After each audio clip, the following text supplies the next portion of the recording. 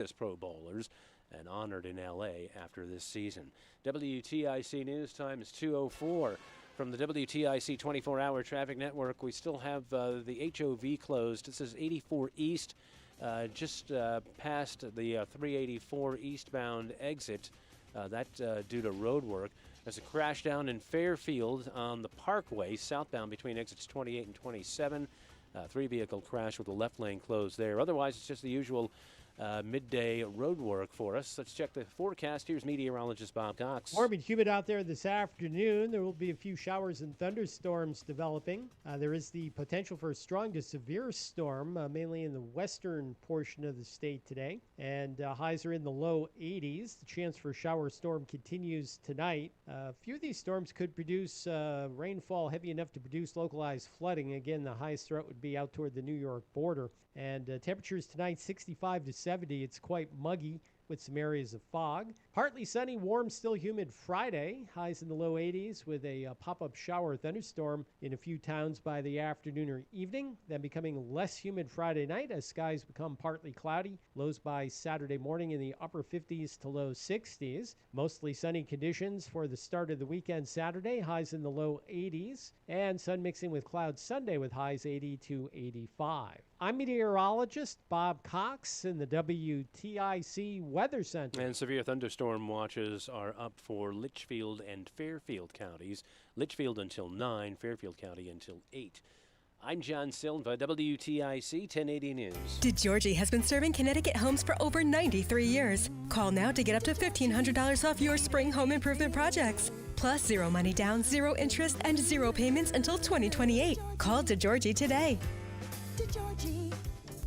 Time now for today's Spotlight on Money, sponsored by Dollar General. You've done well in the stock market, so now it's time to hold on to your gains. And you do that by rebalancing your portfolio. Take some of these huge stock gain returns we've had and kind of go into some other areas. Bonds haven't done that well. Maybe some commodities, maybe some other things, but have a plan. Ryan Dietrich of the Carson Group in Omaha, Nebraska says if you're in a target retirement fund, the rebalancing is done for you. It does make life a lot easier. I'm Rob Hart.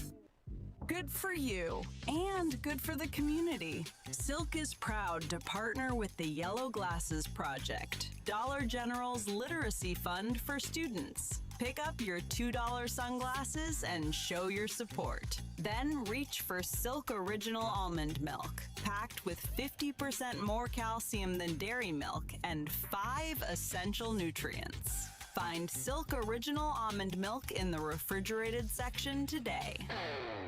This is the story of the one who keeps multiple buildings running smoothly day after day. Plumbing that flows, HVAC that hums, cleaning supplies that keep surfaces sparkling. That's why she counts on Grainger. With easy reordering online and 24/7 support, Grainger helps her keep the products she needs on hand. So shelves stay stocked and buildings stay ready. Call 1-800-GRAINGER, click Grainger.com, or just stop by. Grainger, for the ones who get it done. Men, erectile dysfunction can affect much more than just your sex life. It can create stress in relationships, lead to feelings of anxiety or embarrassment, and impact your overall confidence and well-being. This is Dale for Northeast Men's Health, and we specialize in treating men's sexual health issues. ED is a frustrating condition, and many men suffer for years without seeking treatment. But the good news is that, if you're like most men, we have the answer. Our licensed medical providers will evaluate your specific medical situation and recommend a plan designed for you. And these advanced medical therapies work, with treatments having success rates of well over 90%, which means you and the one you love can have great sex again without the fear and worry of ED. You can even last up to an hour or more, and you may just find you're performing like you haven't in years. So call us. Your initial visit is just $99 and includes blood work, a medical consult, and if medically advised, a test dose. And if that test dose doesn't work in the office, your visit is free. Call 800-930-5956 or go to northeastmenshealth.com. We have 7 offices, including our new office in Bridgewater. Paid for by government. Have you heard? The United States Mint has released a first-ever dual-date 1776 to 2026 American Eagle silver dollar in collector quality. Minted in 99.9% pure silver with a 1-year-only Liberty Bell 250th special privy to celebrate America's 250th anniversary. Coin experts are calling this an amazing limited-time opportunity for anyone that knows the enduring popularity of the Silver Eagle. These limited-edition collector-quality Silver Eagles are brand new, bright and shiny legal tender coins minted at the iconic West Point Mint. Call now and you are guaranteed a new 99.9% pure silver dual-dated 1-year-only issue Silver Eagle. The first time in history this has happened. But with limited quantities, you must call now to order. To learn more, call 1-800-888-7618. If you order now, you'll receive a free collector bonus of $50 value free with every order. Call 1-800-888-7618 now to secure your new 2026 American Silver Eagle before they are gone.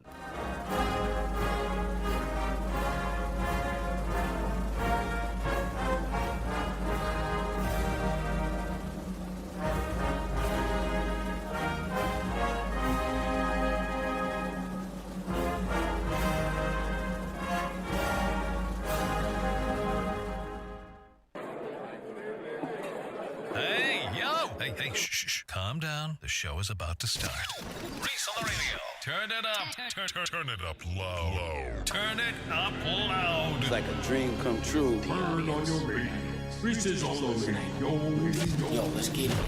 Due to the nature of this program, discretion does not exist. It's Reese on the radio. Right now on WTIC News Talk 1080. Immigration! Hey now! What's going on, all you scallywags? Nutmeggers? Conversationalists all across the fruited plain. Young, old, and in between. And of course, that goes for you haters. It's Reese on the radio on WTIC News Talk 1080.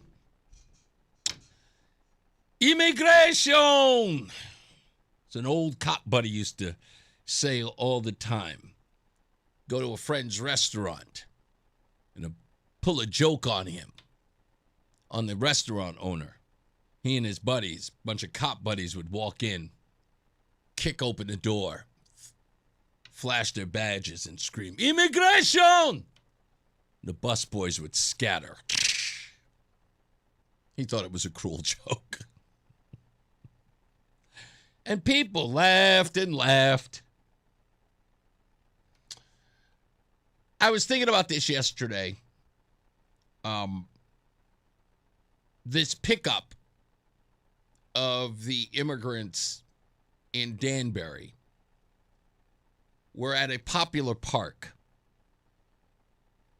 And there were people describing the scene when ICE showed up, saying that it was a popular hangout for day laborers.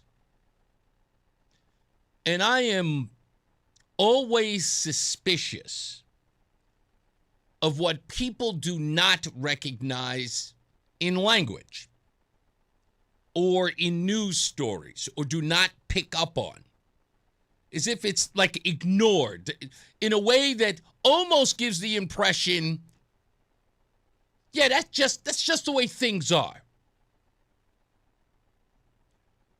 What I mean is, so the article talks about the park, talks about the day laborers waiting to be picked up for work. And they talk about that like they say, you know, the old women who were out in the park brought their umbrellas because they expect rain. First thing ran to my mind is, okay, so you all know that day laborers are picked up at this park? Which means that there are employers who are paying these people off the books and not recording those taxes. Something I would like to believe is quite valuable to the powers that be here in the state of Connecticut. There are businesses in the state of Connecticut that are maneuvering around tax law in the state that has become the pay your fair share state.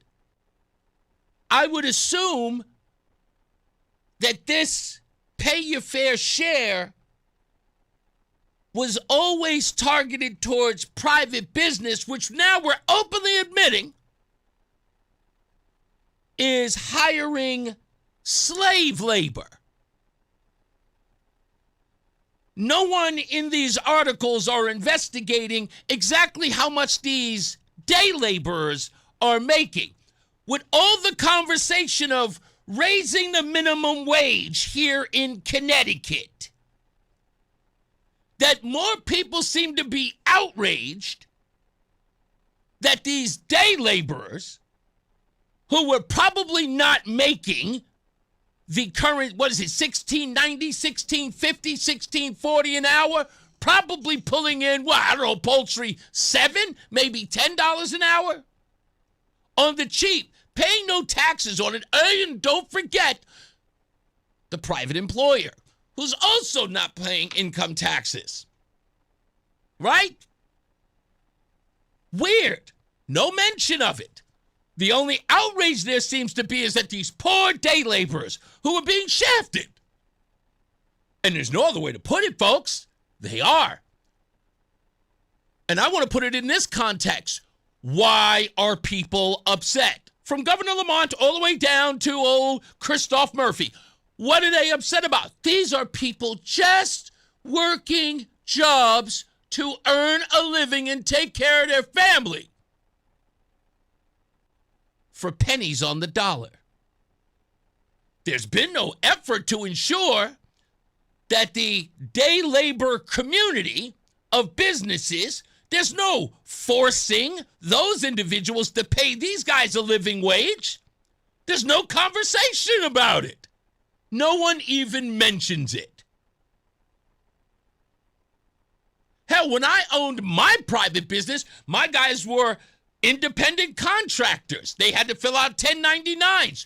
I paid them $25 an hour. No one would ever accuse me of picking up some day laborers over at the local Home Depot, which, by the way, was often suggested. Hey, Reese, if you want to save some money on the labor, why don't you just go on by and grab some guys over at the outside the U-Haul or outside the Home Depot? They're right there. They'll do that job for $10, $15 an hour. You don't have to pay those guys $25. Save yourself some money. I said no. But that conversation is not being had, right? I mean, that's weird. I'm just saying, again, weird to me. No one else picked up on that? Connecticut Post, Connecticut Mirror, Connecticut Insider? Nobody? All I ever hear people talking about is living wage. Businesses. I mean, you want to talk about paying your fair share. Didn't we have the governor stand outside of Walmart and say no more corporate welfare, and said that he was going to charge Walmart $1,000 for every employee that was receiving Medicaid? Wasn't that the whole press conference thing, right? And now there are businesses out there who are giving none of these illegals any health insurance, any compensation if they're injured. They're just picking them up on the side of the street. Weird. I just found that odd when I read that article. And I was watching it on the news. They seem more concerned about the disruption of slave labor than they were about the slave labor. But that's just me. That's just me. Maybe I'm the anomaly. Maybe I'm the weirdo. But, so it goes. Yeah, you're right, Brett. It's weird that doesn't incite the emotional response from old white women. Never, right? Because they hate corporations. And they're usually run by men, bigoted men, who use and abuse brown people. Weird. I don't know, just weird. So, that's where that is. But down in Danbury, a couple of politicians went down there went to hold a little pep rally for themselves. I mean, you could call it a pep rally because what was it all about? Just stand there to be outraged about what's going on? ICE comes down, they pick up 50 plus, 60 plus people, and then the politicians go down there where the cameras will greet them and they'll go, I'm outraged. What are you going to do about it? I'm going to outrage more. Well, what are you going to do for these people? Be outraged for them. Which I'm so happy. I am happy. Allow me to indulge myself. You might remember I was in the Connecticut Mirror because I challenged Representative John Larson and Richard Blumenthal when they were making the argument that Seyo Sekunjanin should be returned to his family once he was picked up by ICE. Of course, that happened, but during the press conference, I became the focus because I asked Representative Larson and Senator Richard Blumenthal, do they know why Seyo Sekunjanin was picked up? Second, I asked them, what are they doing as politicians to help these people get their citizenship? They know they're here. They know ICE is coming. You can't stop ICE. So, because you cannot control these things, perhaps control the things you can. And that is get the help of the illegals who are here. You know they're here. You want them to stay. There should be resources from them. No? And thankfully, somebody on the left and someone in the crowd of people who support illegals staying in the country are done with the lip service. They're sick and tired of hearing these politicians come out, feckless, no meat on the bones, and no answers. What are you doing to help these people? Other than holding press conferences. It was all over the place. Good afternoon, everyone. I just want to start by saying we're all on the same side. I just want to start by saying we're all on the same side. That's Representative Johanna Hayes. Protesters for illegals were shouting her down. You've abandoned your people, Johanna. You've abandoned your people. Those weren't hecklers who did not vote or for or do not support Johanna Hayes. They have finally realized these people are doing nothing. That they talk a good game, but ICE is rolling through their town.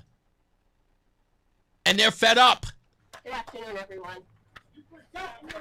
I just want to start by saying we're all on the same side.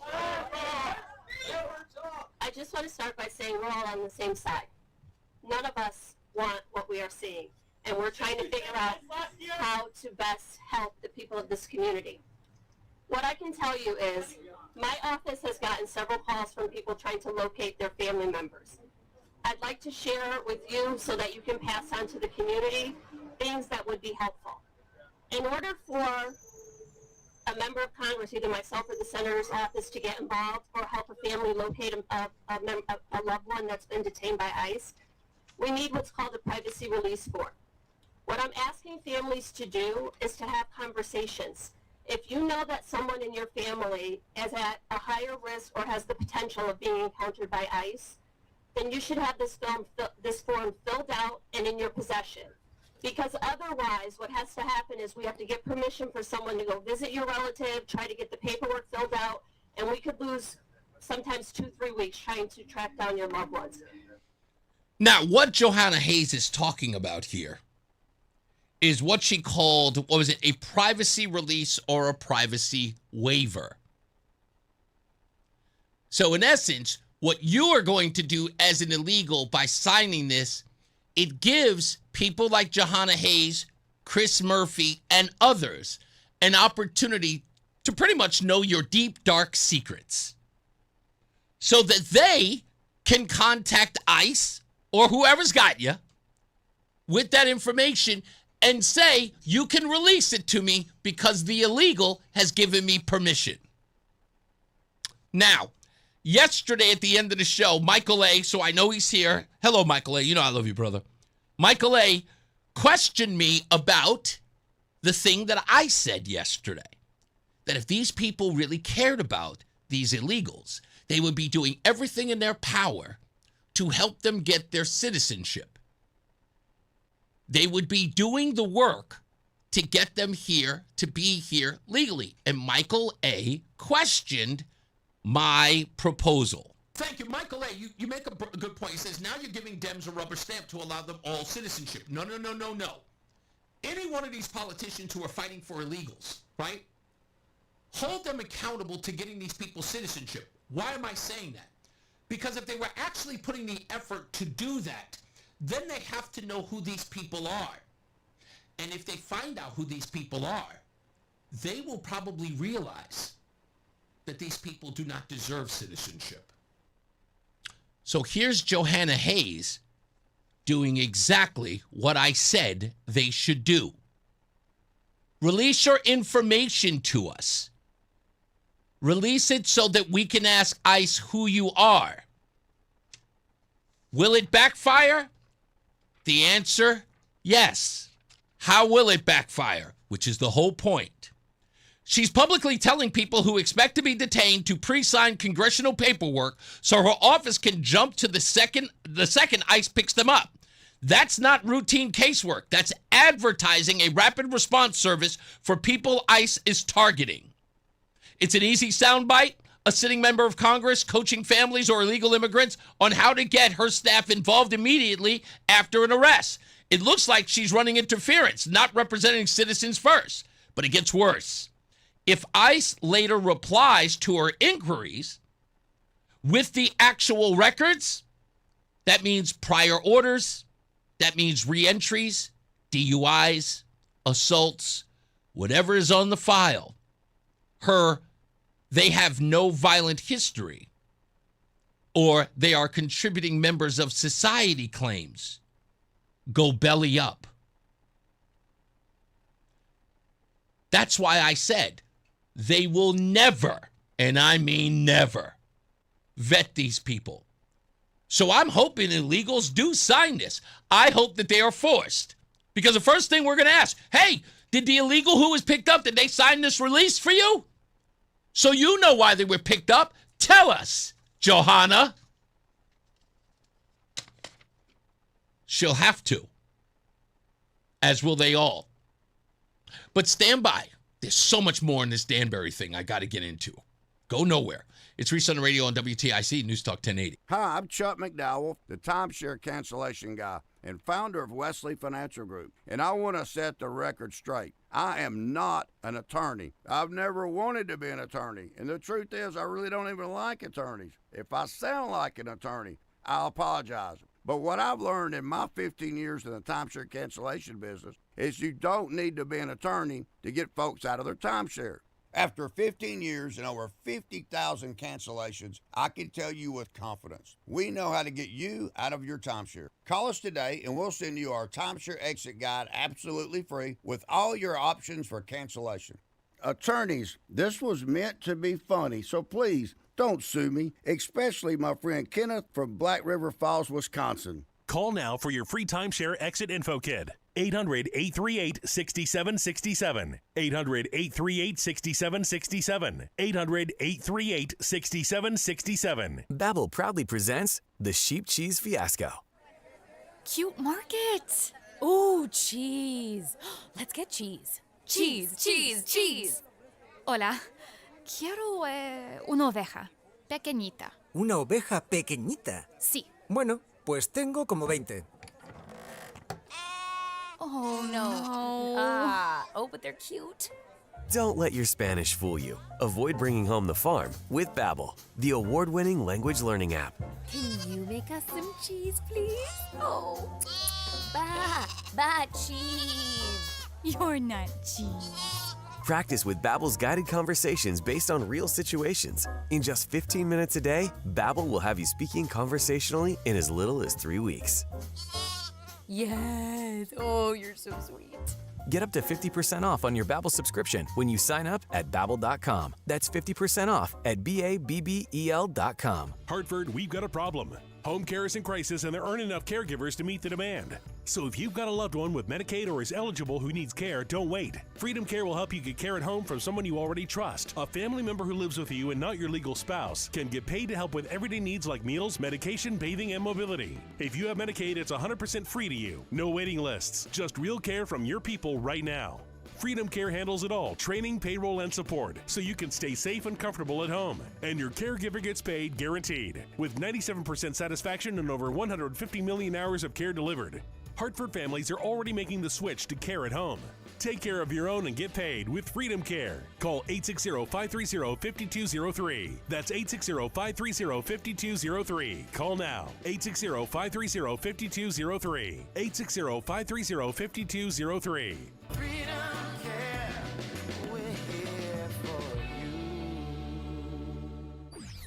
And now, a WTIC News Update. I'm John Silva, WTIC 1080 News. Severe thunderstorm watch up for Litchfield and Fairfield counties.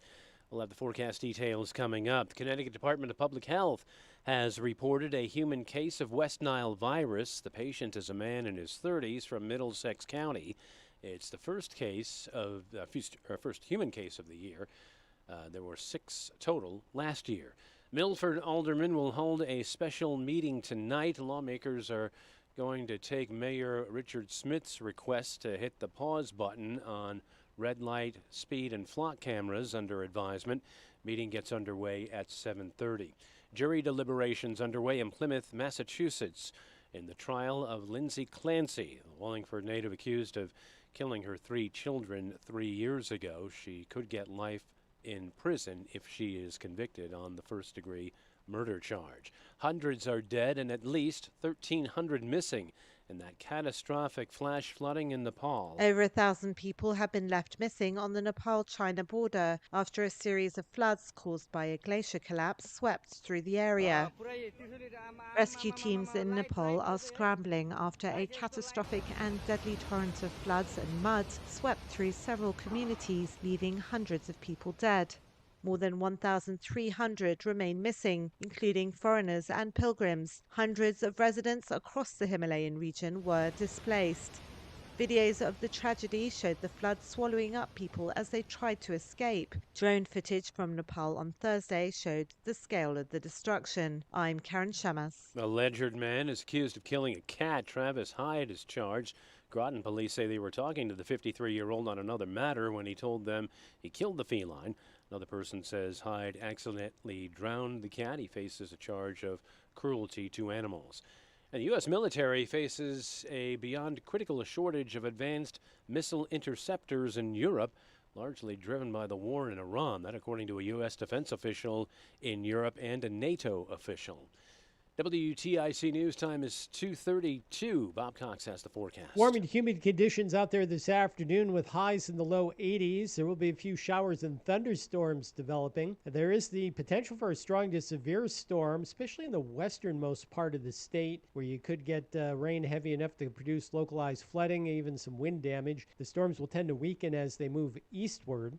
Tonight's muggy, still the chance for a shower or thunderstorm and some areas of fog. Low 65 to 70. There is an eclipse of the moon tonight between 10:30 and 2 a.m. Hopefully we can get a couple of breaks into those clouds to see that. Tomorrow is partly sunny, warm, and continued humid. The chance for a shower or thunderstorm to pop up, especially in the afternoon or evening. Highs will be in the low 80s. Then it turns less humid Friday night. Saturday looks mostly sunny with highs in the low 80s. Sun mixing with clouds Sunday, highs 80 to 85. I'm meteorologist Bob Cox in the WTIC Weather Center. Dow Jones is up 70 points, the NASDAQ up 313, and the S&P is up 41.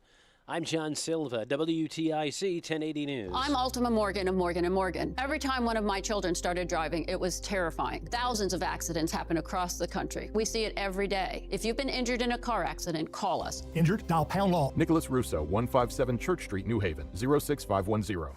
Tune in to How to Retire with Fuchs Financial. The main thing for the majority of the listeners out there who are approaching retirement is I don't want to be surprised. Helping you build preserve and manage your wealth. You've got Roth IRAs, you have individual accounts. Finding the right taxable strategy, that's going to be huge for you. Tune in to How to Retire with Ben Fuchs, Sundays at 8 a.m. and 10 a.m. right here on WTIC News Talk 1080. Man, I love this place. I've been surfing here since I was a kid. Now, seeing my grandson out on the water, it means everything to me. Watching him and taking in the blue waves, the sea breeze, the blurry horizon. If you have geographic atrophy, or GA, subtle changes in vision could mean it's progressing toward irreversible vision loss. Izervay is proven to slow GA progression and could help preserve your vision for longer, so you may keep seeing the world around you. Izervay, or avacincaptad pegol, is an eye injection. Don't take it if you have an infection or active swelling in or around your eye. Izervay can cause eye infection, retinal detachment, or increased risk of wet AMD. Izervay may cause blood in the white of the eye, blurred vision, or a temporary increase in eye pressure. Do not drive or use machinery until vision has recovered after an eye injection or exam. Ask your retina specialist how you can slow your GA with Izervay. To learn more, call 1-855-IZERVAY or go to izervay.com. Paid for by Astellas Pharma. My name is Whitney Allen, and I'm a widow. My husband, Ryan, died. We never thought we'd ever have to use life insurance, but the unexpected happened. With Ethos, signing up was fast and 100% online. You can get a quote in seconds, apply in minutes, and get same-day coverage. No medical exams, and you can get up to $3 million worth of coverage. I am grateful we were prepared. Get your free quote at ethos.com/radio. That's ethos.com/radio. Paid spokesperson. Time spent on application may vary. Online health questions required. Back to school season is here, and Dollar General has everything you need to start the school year strong. Don't forget to grab a pair of bright yellow sunglasses from the Yellow Glasses Project for just $2. Every purchase makes a difference, with 100% of proceeds helping support teachers, classrooms, and nonprofit organizations working to improve reading and literacy skills across the country. Stop by Dollar General today and shine bright with the Yellow Glasses Project, available now at Dollar General. The Yellow Glasses Project is a program of the Dollar General Literacy Foundation. Effect that takes place when the first person orders a hash brown with their breakfast sandwich. Suddenly, no one in the car can think of a single reason why not to get a little extra crunch. And you'll hear a chorus of, "I'll do the same," from the back seat. You can't do hash browns without McDonald's other breakfast classics. Get 2 sausage McMuffin with egg for $6 and any size iced coffee for $1.69. Price and participation may vary. Cannot be combined with any other offer or combo meal. Single item at regular price. This health fact brought to you by ProHealth Physicians. Parenthood brings unexpected questions. Do you know where to turn for trusted answers? Hi, I'm Madeline McCarthy, a pediatric primary care provider with ProHealth Physicians in Simsbury. From your baby's first visit to late-night health concerns, you can count on ProHealth. Our team knows your child's history and can address issues quickly. If you're unsure where to go and it's not a medical emergency, we encourage parents to call us first. Our ProHealth nurses answer our patients' calls day or night and may help avoid unnecessary trips to the emergency room. You can also schedule appointments online anytime. Most pediatric offices are open 8 a.m. to 6 p.m. on weekdays with Saturday hours. When your child needs to be seen, whether they're sick or due for a visit, ProHealth is your trusted place to start. Make your first appointment with ProHealth Physicians. New patients can call 1-855-CTMD-411 or book online to get the care you need without the wait. Find trusted local primary care for all ages at prohealthmd.com/radio. Fan of WTIC? Then do us a favor. Download the free Odyssey app and favorite WTIC. All right, we're back. Reese on the radio. Danbury, hotbed right now. And again, I always feel like Danbury I know but don't know. It was, again, the first town I ever visited in Connecticut back in the 90s. I dated a girl, Laurel, who, her and her husband, I know her husband does, listens to the show quite frequently. And Randy, shout out to you, buddy. And again, Danbury was the first town I ever went to, so I didn't know it well, but I was there often enough. So when they ended up in the news, I kind of felt connected in some way. I was like, oh, I know Danbury, but not really. It's kind of unfair for me to suggest it. But I find it weird that, my tenure here and now we got Danbury in the news all the time. But I watched this and talked about this in the 90s, how this was progressively becoming, Danbury for that matter, sort of an immigration or immigrant sanctuary for illegals. This was very much talked about amongst the natives of Danbury. So this isn't new. Everybody knows it's an open secret. It's the place you go. ICE knows they're there. They don't need local police to assist them. They don't. And people think, and this is the problem, some people think you're too dumb because they will tell you, even the governor will tell you this. Talk about like the arbiter of, or I would say the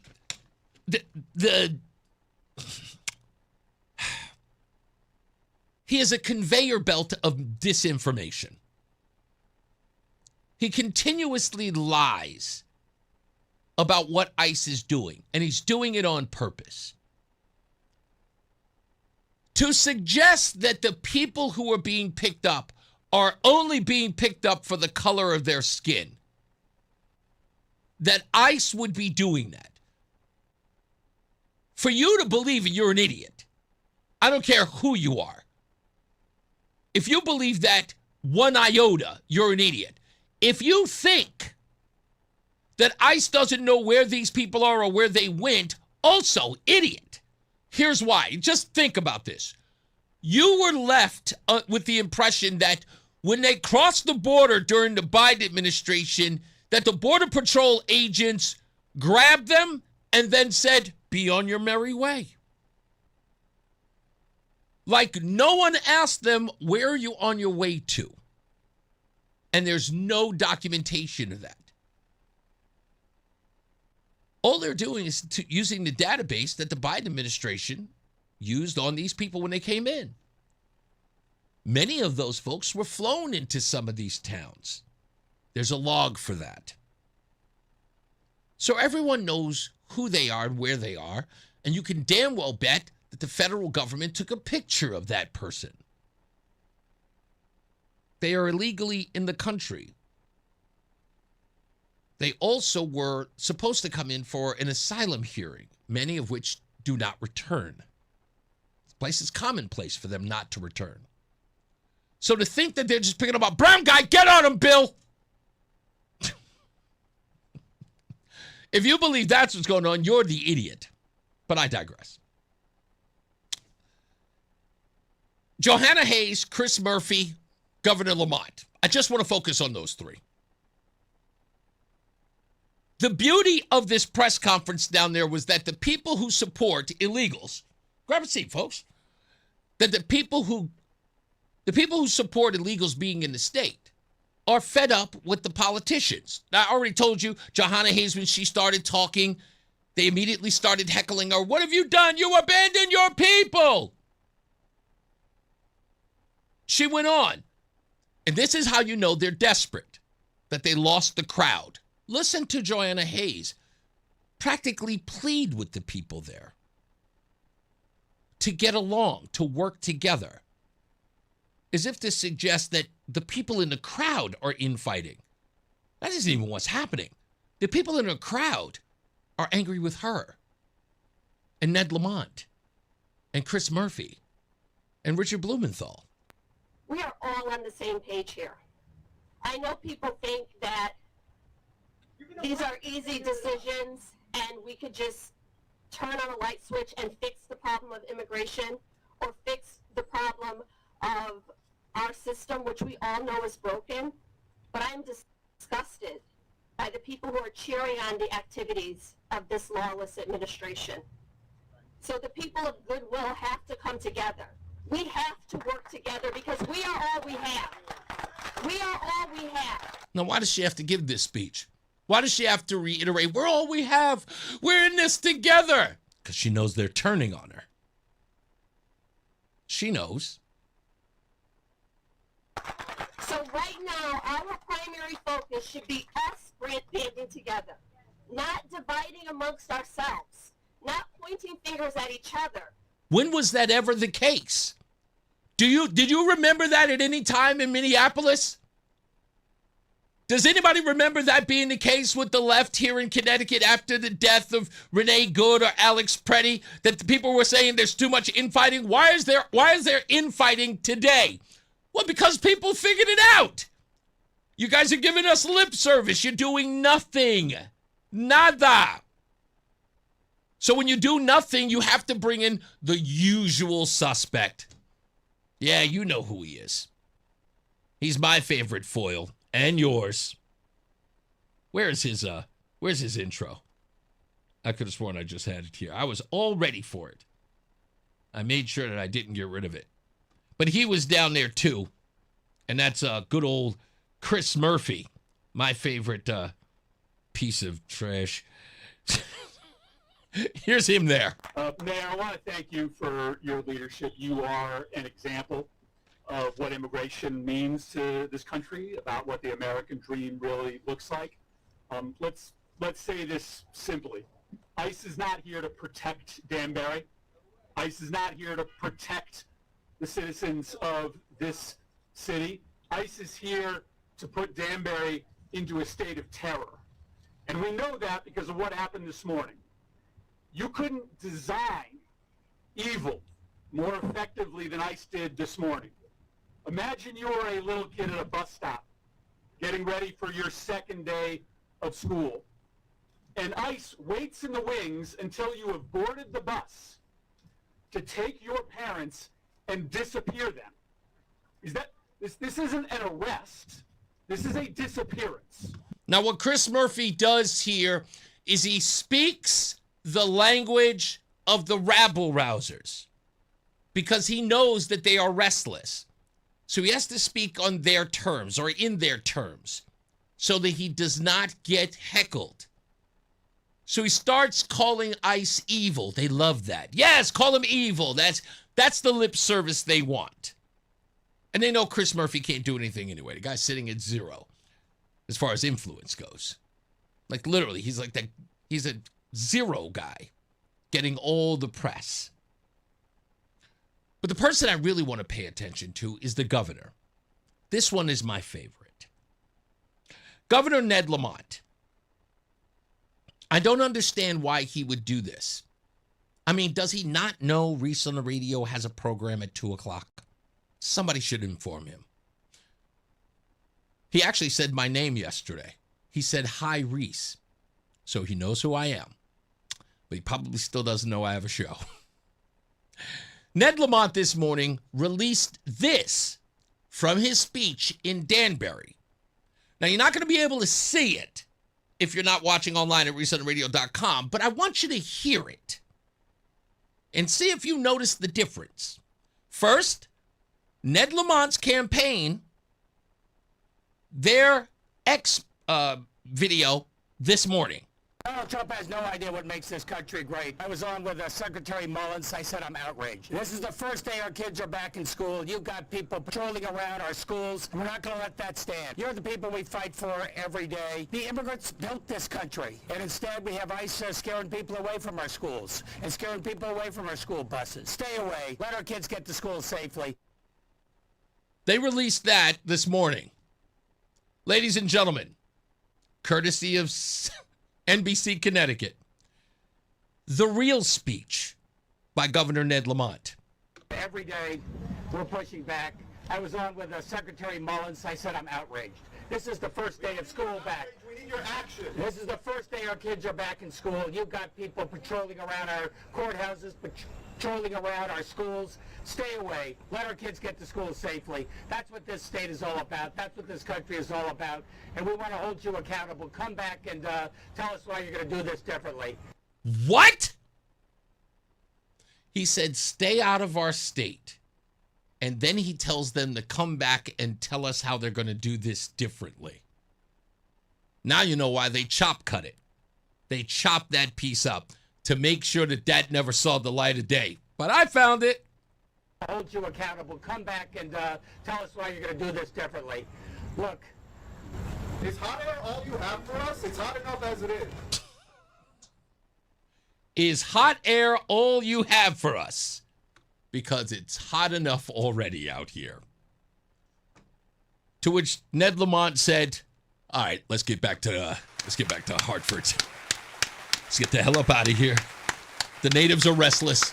My BS is not flying. They don't want to hear me. Yes, fire up the Jeep. Let's go. I want out of here. And he did. He packed up. The hecklers didn't want any parts of him. And they chopped it up as best they could. Listen to the difference. Donald Trump has no idea what makes this country great. I was on with Secretary Mullins. I said I'm outraged. This is the first day our kids are back in school. You've got people patrolling around our schools. We're not going to let that stand. He's just jumped. They jump cut him. Couldn't play the whole thing because the hecklers wanted no parts of him. Got up out of Dodge. They have no faith in the governor. None. Nor should they in any of these politicians. It's talk, it's talk, it's talk. It does nothing. When we return, let's go one step further. Everything that they did, from shutting down the government to trying to defund ICE, it's gotten them nowhere. Now, the people who support immigrants wholehearted know that not only they can't trust Donald Trump to keep these people here, they can't trust the politicians who said they were going to keep these people here to do so as well. Stand by for more of that when we return, because now they're admitting it. It's Reese on the radio. Are you a commercial building owner in southern New England? Are you frustrated with your roof services? Contact Eagle Rivet Roof Service today. Our skilled technicians provide tailored roof repair and maintenance programs to maximize your building's lifespan. With 24/7 emergency response and comprehensive service options, we are Greater New England's trusted commercial roofing provider. Visit EagleRivet.com for a complimentary inspection or call 860-953-1231. Protect your investment with Eagle Rivet. Hi, this is Eric Hogarth, Certified Financial Planner from Money Wisdom. Want to learn ways to minimize taxes in retirement, protect your money against inflation and healthcare expenses, and develop a personalized income plan? Text MAX to 800-705-1232 to get your free guide to maximizing retirement book.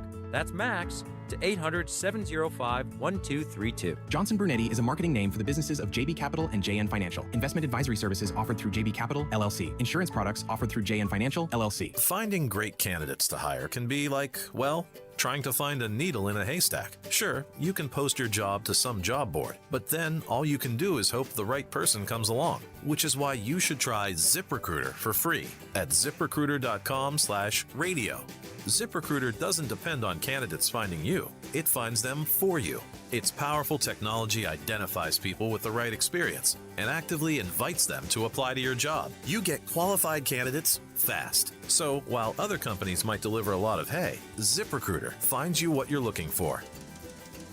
The needle in the haystack. See why 4 out of 5 employers who post a job on ZipRecruiter get a quality candidate within the first day. ZipRecruiter, the smartest way to hire. And right now, you can try ZipRecruiter for free. That's right, free at ZipRecruiter.com/radio. That's ZipRecruiter.com/radio. ZipRecruiter.com/radio. ZipRecruiter. Paid for by government. Have you heard? The United States Mint has released a first ever dual date 1776 to 2026 American Eagle silver dollar in collector quality. Minted in 99.9% pure silver with a 1-year only Liberty Bell 250th special privy to celebrate America's 250th anniversary. Coin experts are calling this an amazing limited time opportunity for anyone that knows the enduring popularity of the Silver Eagle. These limited edition collector quality Silver Eagles are brand new, bright and shiny legal tender coins minted at the iconic West Point Mint. Call now and you are guaranteed a new 99.9% pure silver dual dated 1-year only issue Silver Eagle. The first time in history this has happened, but with limited quantities you must call now to order. To learn more, call 1-800-888-7618.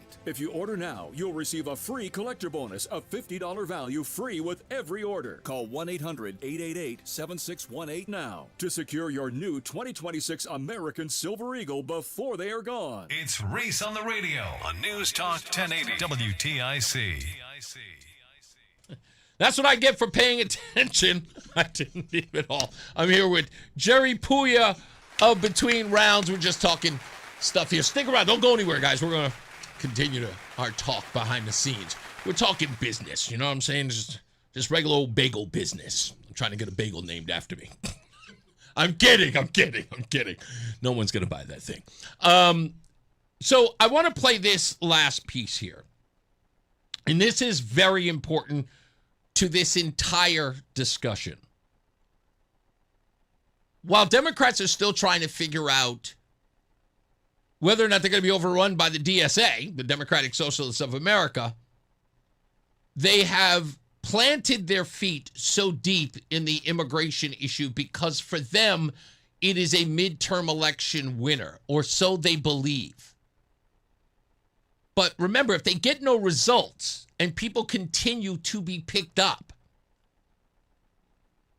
and Donald Trump doesn't see any stopping, I don't think he wants to stop. I don't think he's going to stop. I don't think he sees it as an issue. I think he sees this as something that is, I guess in this case, if he loses the midterms because of it, it is still worth getting done. It is a promise that he made and a promise he is going to keep. So the midterm results be damned.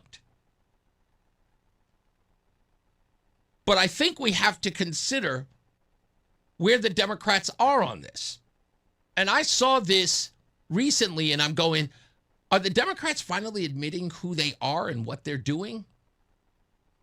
Here's Mark Warner of Virginia.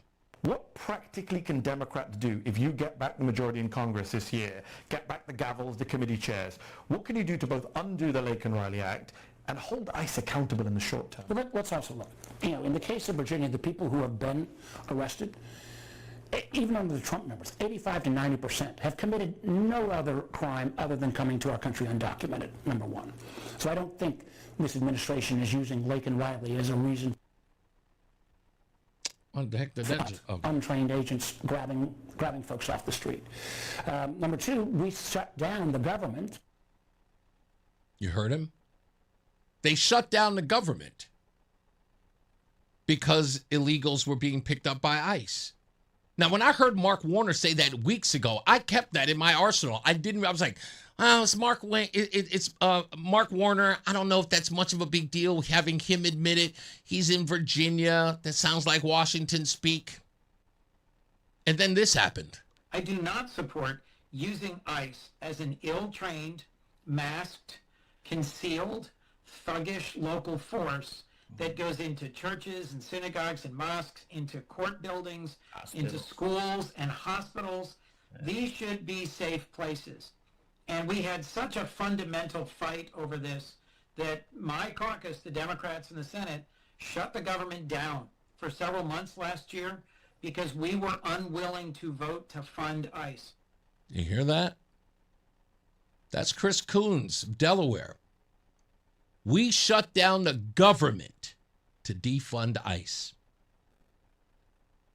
So they are now admitting, well, let's let Chris Murphy tell us what they're admitting. So you are right that has been the Democratic strategy for 30 years, maybe, and it has failed to deliver for the people we care about most, the undocumented Americans that are in this country. And there you have it. They are the most important constituency. Illegals. That's their drill. But that was Chris Murphy a while ago. This was him yesterday. And so we need to be clear about what the intent is here. And we need to broaden this circle of objectors. Every person of good faith in this community should be standing up and saying enough is enough. Whether you are a Trump voter, whether you are a big corporation, whether or not you have something to lose, this is your moment to stand up and declare what is right and what is wrong. Now listen, what is our obligation at this moment right now? First, to let our immigrant community know what their rights are. And they have rights. They have rights. Second, our obligation is to stand up and make good trouble. You are doing that. And you need to have more people joining your ranks. But I will share the mayor's concern. ICE is here in part to create a conflict. They are trying to pick a fight that will show up on the national news. Really? That's what ICE is trying to do? Like, did we not see Minneapolis? Like, who are the people who were making national news? Huh? Was it ICE or was it the protesters? I mean, they were the focal point. Nice try, Chris. Go on. That doesn't mean you should stand down. That doesn't mean that you should drop the video cameras. That doesn't mean that you should stop protesting. But do it legally, be careful, and watch yourself. Third, as the mayor said, we need to hold ICE accountable. Representative Johanna Hayes and I are going to demand that we get information about every single person that has been picked up. And what we know already is that ICE isn't targeting violent offenders. ICE isn't targeting people who are a danger to the community. ICE is operating because they have some quota sent by Stephen Miller. They are picking up people who are here legally, people who are in the process of applying for asylum, people who have work permits. Every single day, people who are in the United States legally are being picked up. Sure they are, Chris. Sure they are. And so... We'll be back. It's Reese on the radio. This is WTIC News Talk 1080 with Brian and Company in the morning, Reese on the radio in the afternoon, and news around the clock. WTIC and WTIC FM HD2 Hartford and Odyssey Station. It's 3 o'clock. Good afternoon. I'm John Silva, WTIC 1080 News. Periods of clouds and some sun. Don't rule out the chance for a shower and a thunderstorm. Severe thunderstorm watches are up for New Haven, Fairfield, and Litchfield counties. We'll have the forecast details coming up. Deliberations are underway in the Lindsay Clancy murder trial in Plymouth, Massachusetts. They first have to consider this question about whether or not Clancy was able to tell the difference between right and wrong. If they conclude that she was suffering from a mental defect that prevents her from being able to make that distinction, conform her actions to the law, then she'd be found guilty not guilty by reason of lack of criminal responsibility, commonly known as the insanity defense. If it's the case that they believe she was not suffering from that kind of mental defect, they then get to the next question of, should this be first-degree murder, should this be second-degree murder, or should this be manslaughter? That's correspondent Peter Haralambous. The first human case of West Nile virus in Connecticut has been reported by the Department of Public Health. Here's WTIC's Morgan Cunningham. State health officials say the case is a male resident of Middlesex County. It is in between the ages of 30 and 39.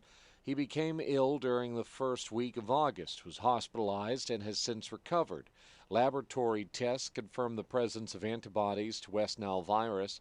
During 2025, a total of 6 human West Nile virus infections were reported across the state. To reduce potential exposure, it's recommended residents avoid the outdoors at dusk and dawn and wear long clothing. Morgan Cunningham, WTIC 1080 News. Historic flooding in Nepal triggered by a massive landslide in Tibet that hit a glacier and created a cascade of ice and debris in the valley. There are 350 reported deaths and hundreds remain missing. Tibet is a tightly controlled Chinese region, so information coming out of there is very, very scarce right now. We do have a clearer picture in Nepal more broadly about the scale of this disaster and really the catastrophic impact it has had on those very, very remote areas right up in the mountains, which are very, very hard to access for the rescue teams trying to get in there now. Correspondent Tom Sufi-Burridge. Between 60 and 90 Americans are either missing or unaccounted for. There's a meeting tonight of the Board of Aldermen in the city of Milford. The mayor there, Richard Smith, he's proposing a pause on red light speed and flock license plate reading cameras, calling for additional oversight in their use. He also wants a review regarding effectiveness of their use, adding that residents have been raising concerns over privacy. Now, police have hailed the effectiveness of those cameras, pointing out in particular to the license plate readers as being key in helping them crack a recent home invasion murder. Tonight's meeting gets underway in Milford's Parsons Government Center, set for 7:30. Ratko Mladic, the notorious Bosnian Serb general, has died at the age of 84 while serving a life sentence for war crimes. U.S. officials confirmed his death at a hospital in The Hague. Mladic was sentenced in 2017 for his role in the Bosnian conflict, which left over 100,000 dead. Still ticked off that Canada broke off trade talks and imposed its own tariffs against the U.S. in retaliation to tariffs against it. President Trump has decided he'll rename one of the Great Lakes. We're going to be changing the name of Lake Ontario effective immediately to Lake America. That's going to take place right now as I sign the order. The administration has imposed 50% tariffs on a wide range of Canadian goods that are imported into the U.S. WTIC News time is 3:04. Checking traffic. No major issues to report on the roads, at least in terms of any crashes or anything else. We're just looking at most of the road work wrapping up. We're still got some late running work out in Tolland on 84 East between exits 68 and 74. That's a roving project out that way. 91 in the Hartford area between 27 and 28. Crews are off in the shoulder. They should be packing that up within the next half hour or so.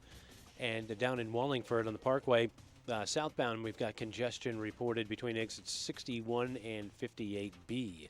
Melissa Constanzer has the WTIC Weather Center forecast. Showers and thunderstorms will be skirting through our area through the rest of today, and that does mean there could be some damaging wind threats with these. So be on the watch for them as they continue to move through this evening. Later on tonight, they'll die down as we hit a low of 68. There still will be some clouds around, so if you're trying to see that lunar eclipse, it might be hard. Tomorrow will be cloudy, humid, still a thunderstorm possible for the afternoon with a high of 82. Tomorrow night, we're partly cloudy, a low of 61. And then the weekend is the payoff for us. Saturday is less humid, sunshine and clouds, a high of 83. Really just a beautiful day. Going into Sunday, will be mostly cloudy with a shower still in the area, a high of 84.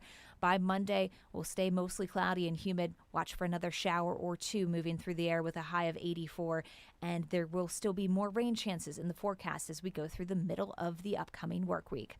This is meteorologist Melissa Constanzer in the WTIC Weather Center. All right, the Dow's up 88 points, the NASDAQ is up 325, and the S&P is ahead 41. I'm John Silva, WTIC 1080 News. Brian Shackman here for Allaire Elder Law. Listen, I was not prepared for the next phase of my life. Attorney Haley Allaire and her team were unbelievable. I can tell you, I sat down with my wife. We went through everything, and in 2 meetings, we had all the things taken care of, and now we feel so comfortable about our future. They are just so professional and so kind and so patient. Get started, and you will know what I mean. Go to AllaireElderLaw.com or call 860-259-1500. Again, Allaire is ALLAIRE.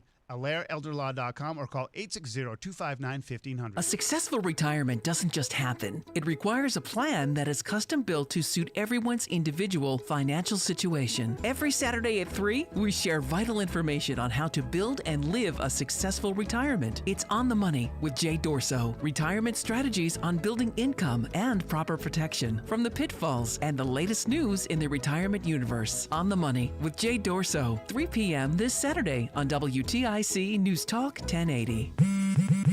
Straight Talk Wireless presents Pickup Truck Wisdom. If you're only good to your new friends, you're not going to have any old ones. Straight Talk gets it. That's why new and existing customers get free 5G phones on Verizon's 5G network. Pretty simple, really. You keep good people by being good people. Find us at straighttalk.com and Walmart. Straight Talk Wireless. Straightforward. Always. Taxes and fees apply. Plan purchase required for free phone offers. Copyright 2026 Verizon. If Ernest Hemingway was alive today, would he say this to you? Shakespeare, Mark Twain, Edgar Allan Poe, all great writers. And after reading your book, I simply must add you to the list. Wait, you don't have a book yet. So make a free call to Page Publishing. Turn your book idea into publishing gold. 800-215-6818. 800-215-6818. That's 800-215-6818. Reese on the radio, making sense of the news. Yeah, even when it makes no sense at all. Now on WTIC News Talk 1080. You're the worst kind of hater. First, you don't believe that it's happening. Then when it's happening, oh, it's AI. Oh, you're so horrible.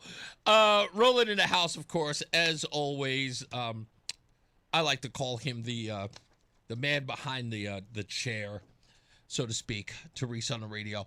We're back.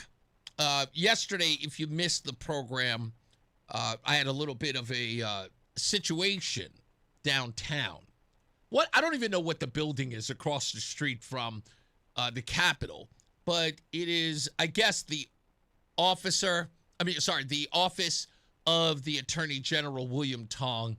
as well as the Office of the Secretary of the State, because I've been there for a press conference for both of them in that building. So I'm new here, so forgive me.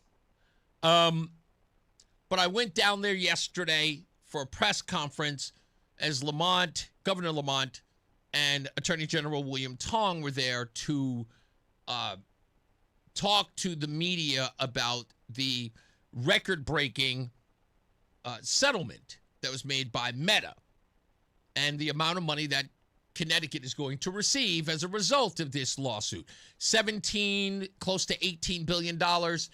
And Connecticut's going to receive upwards of $230, $250 million out of this money.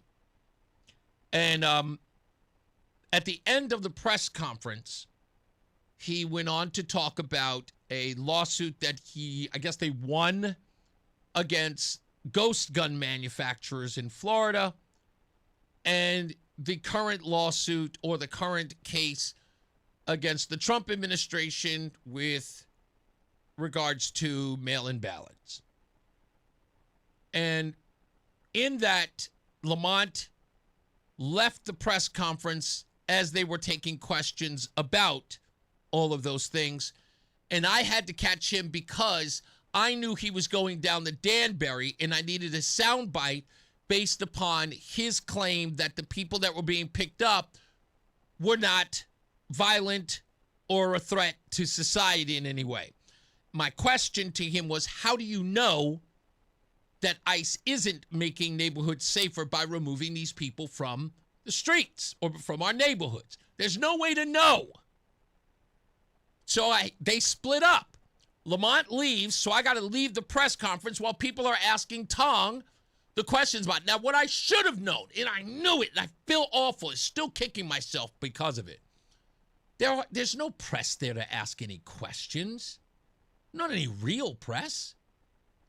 So the minute that I leave to go get a soundbite from Lamont, this guy's got a window to leave because no one's there prepared to ask any questions. They're there for B-roll.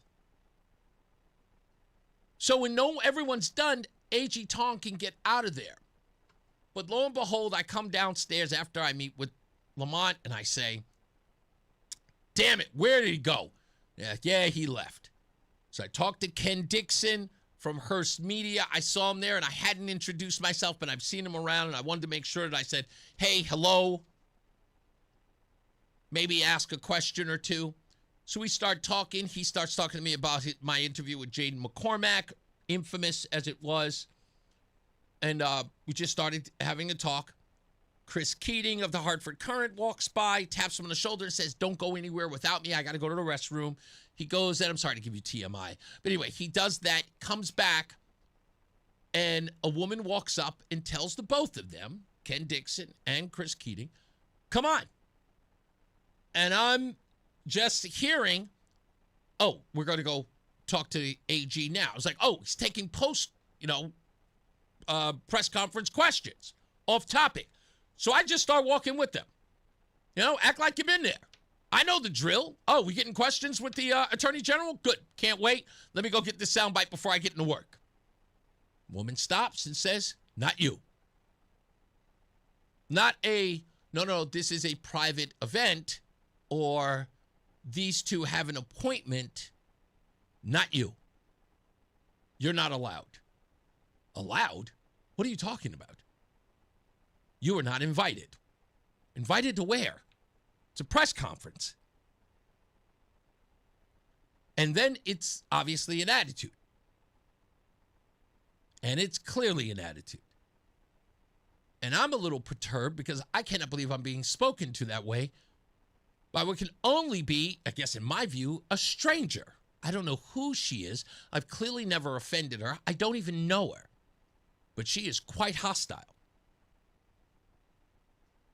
So anyway, case in point, I got halted. I was told I wasn't allowed in. I am deeming it discrimination. And let me explain why. It is not just because I'm black I was discriminated against.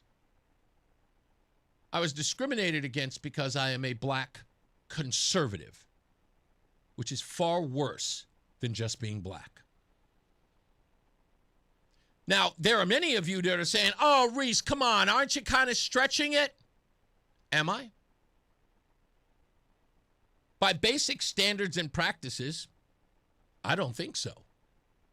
In fact, I think I'm on pretty solid ground on this argument. And I think the only way I can prove it is by using the metrics that have been made available to me. So, ladies and gentlemen,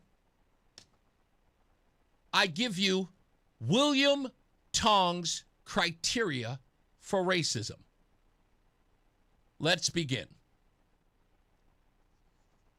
William Tong said on March 17, 2020, Trump tweets China virus. Tong calls it racist tweets that put many Americans and our families at risk. March 18, 2020, same fight.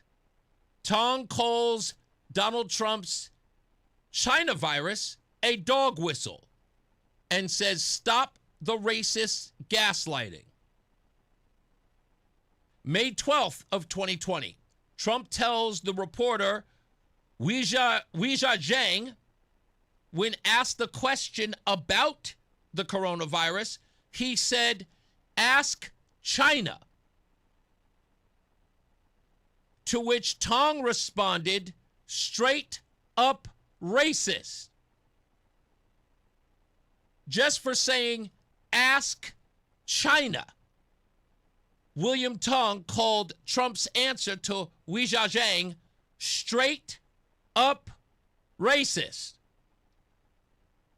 On May 20th, in an op-ed in The Hill, he wrote with D.C. Attorney General Karl Racine, quote, Trump's furious and divisive rhetoric foments all discrimination targeting communities of color, particularly Asian Americans, hate led and encouraged by President Trump.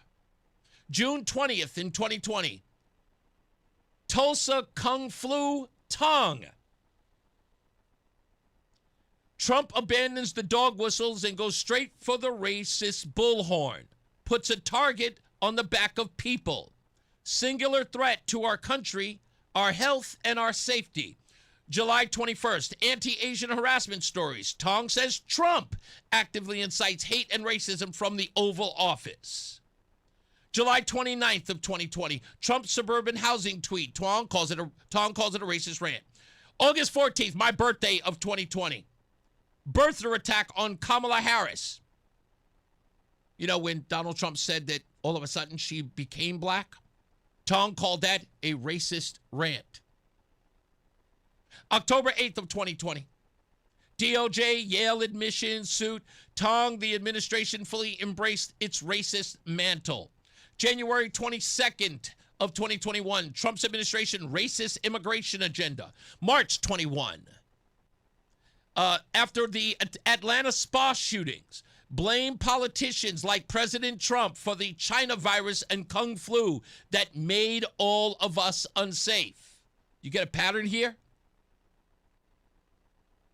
This guy never shied away from calling Trump racist for the most trivial things.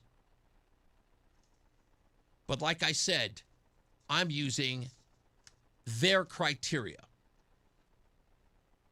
Here are the facts. Everything I just told you can be directly attributed to William Tong and what he calls racist.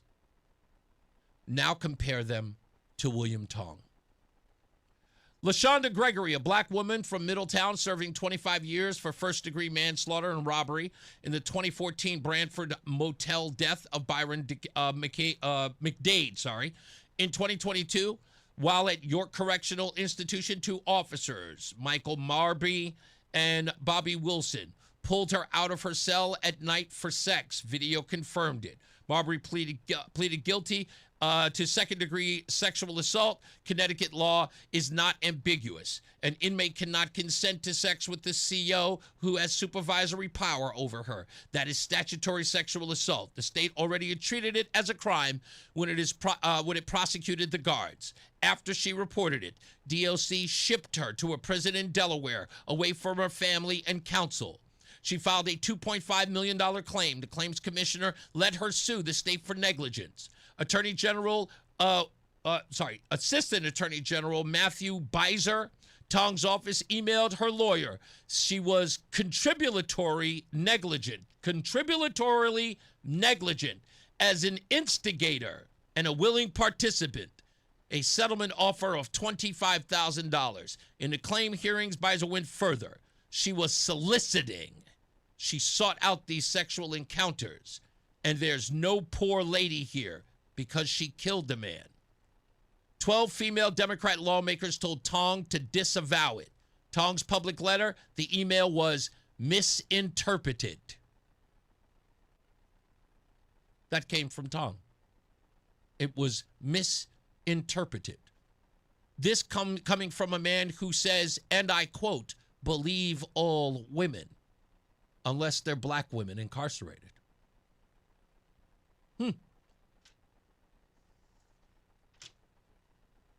Tong's racial concern for things are selective. In 2026, I mentioned on this very program in April that he had a very dismissive tone about the Chef O'Neill case, but spoke up not a word when it was revealed that Connecticut was one of the most segregated school states in the country. He never spoke up at all. The only time Tong seemed to really care about African Americans in any way is he pushed a national ban on menthol cigarettes. Yeah, that's what he actually pushed for. He said the Negroes shouldn't smoke menthol. Well, congratulations, civil rights hero.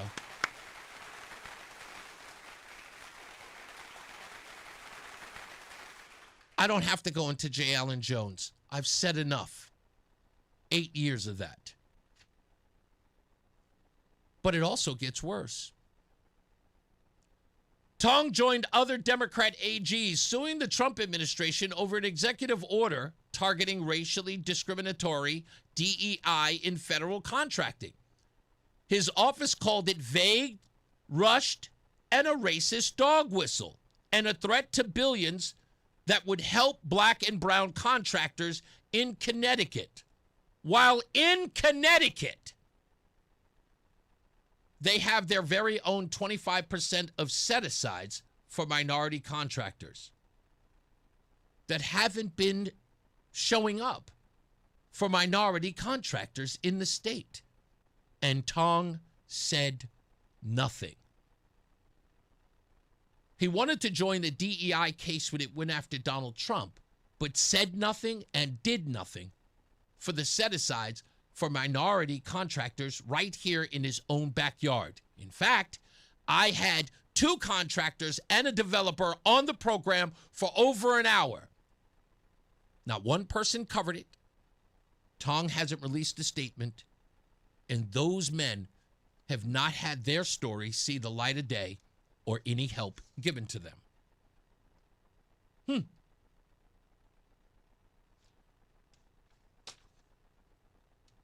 So by his own standard, Donald Trump utters a word, sends a tweet, racist dog whistle, racial bullhorn.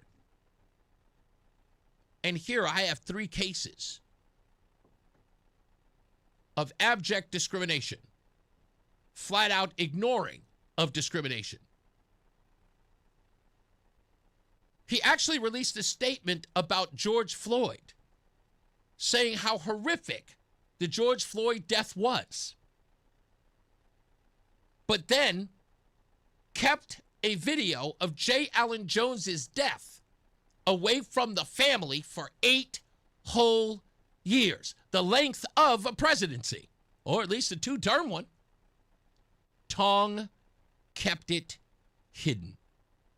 While he screamed and hollered and talked about the justice that black people must have, must receive after they've endured slavery, didn't seem to think that J. Allen Jones's family deserved that same courtesy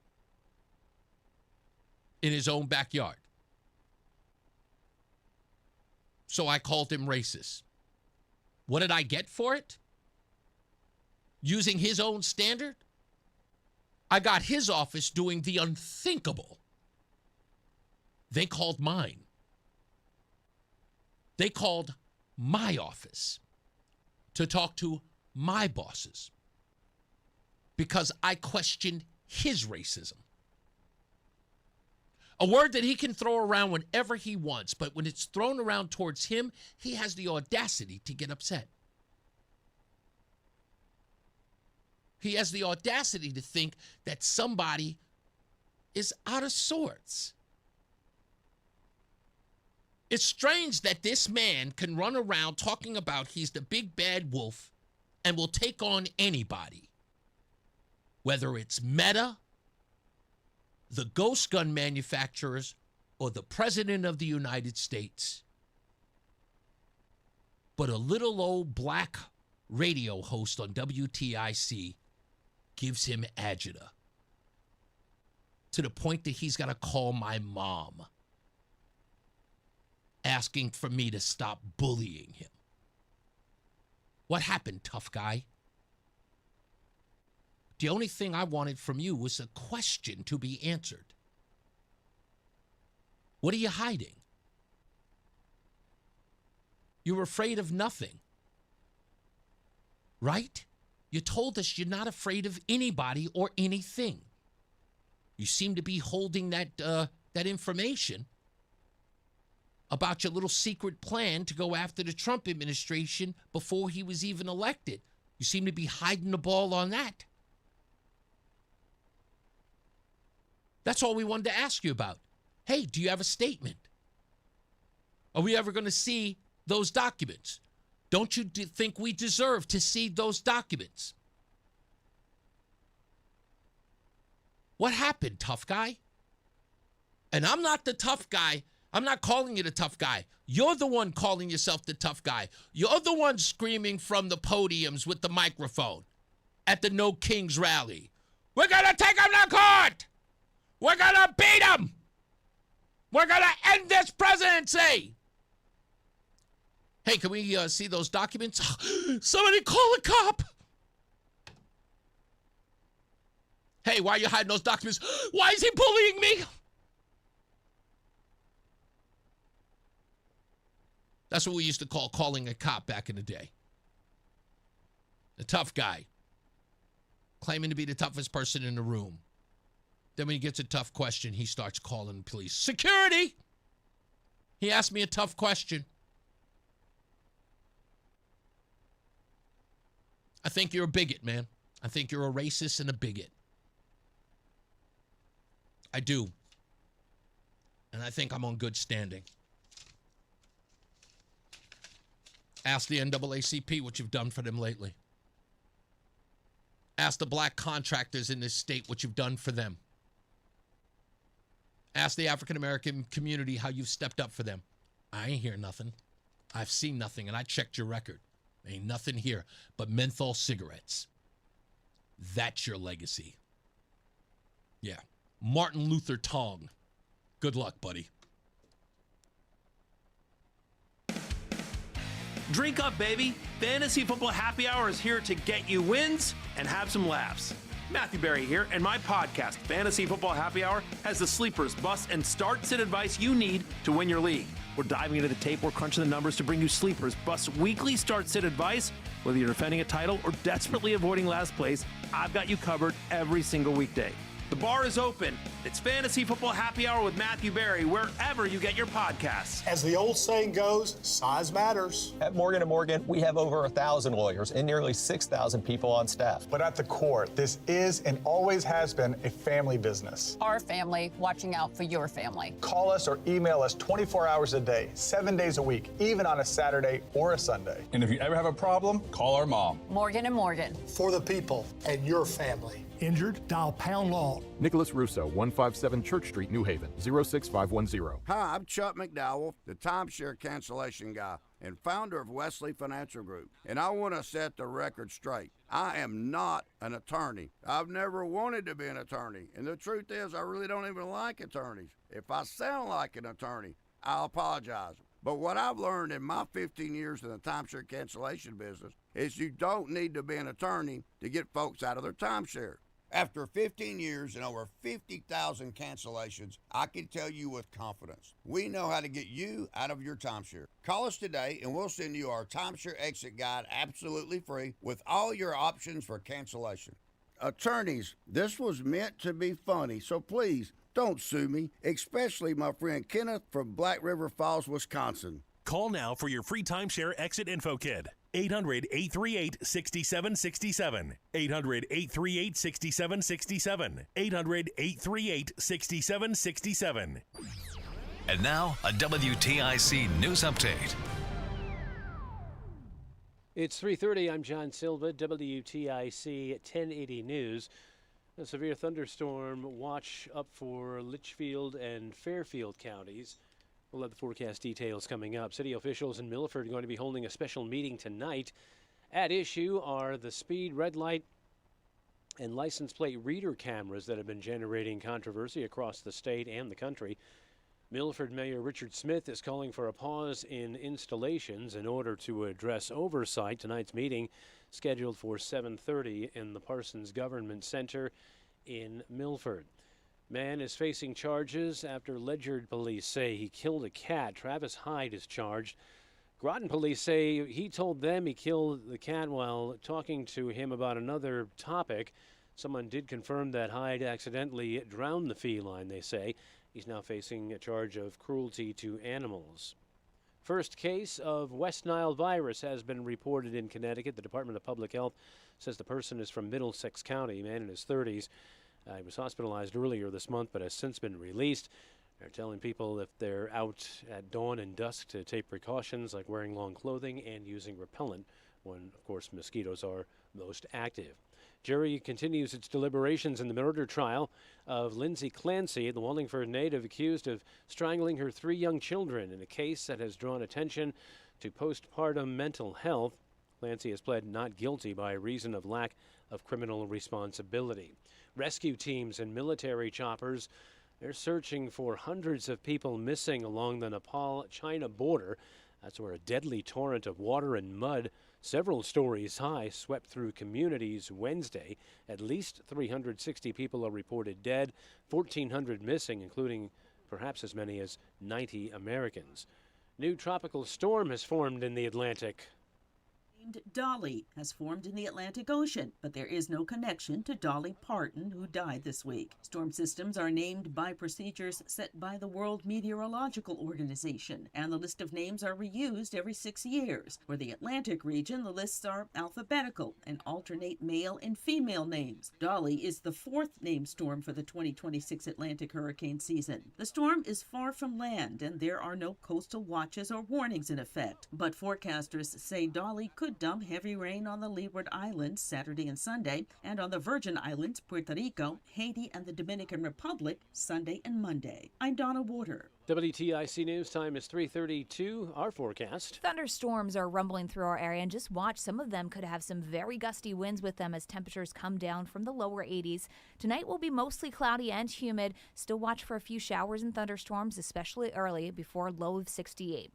Tomorrow is a cloudy, sticky day that will lead to some thunderstorms in the afternoon with a high of 82. And Saturday is beautiful. Less humid to start the weekend with sun and clouds, a high of 83. This is meteorologist Melissa Constanzer in in the WTIC Weather Center. All right, half hour before the close, the Dow is up 68 points, the NASDAQ is up 357, and the S&P is ahead 45 points. I'm John Silva, WTIC 1080 News.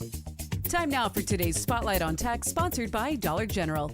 The most downloaded AI model isn't from one of the U.S. tech giants in Silicon Valley, it's from China's Alibaba. Known more for its e-commerce platform, Alibaba's Qwen family of open-weight AI models topped 3 billion global downloads, surpassing open-weight AI models from Meta and Google. Open models can be customized, unlike closed models from OpenAI and Anthropic. I'm Jason Brooks.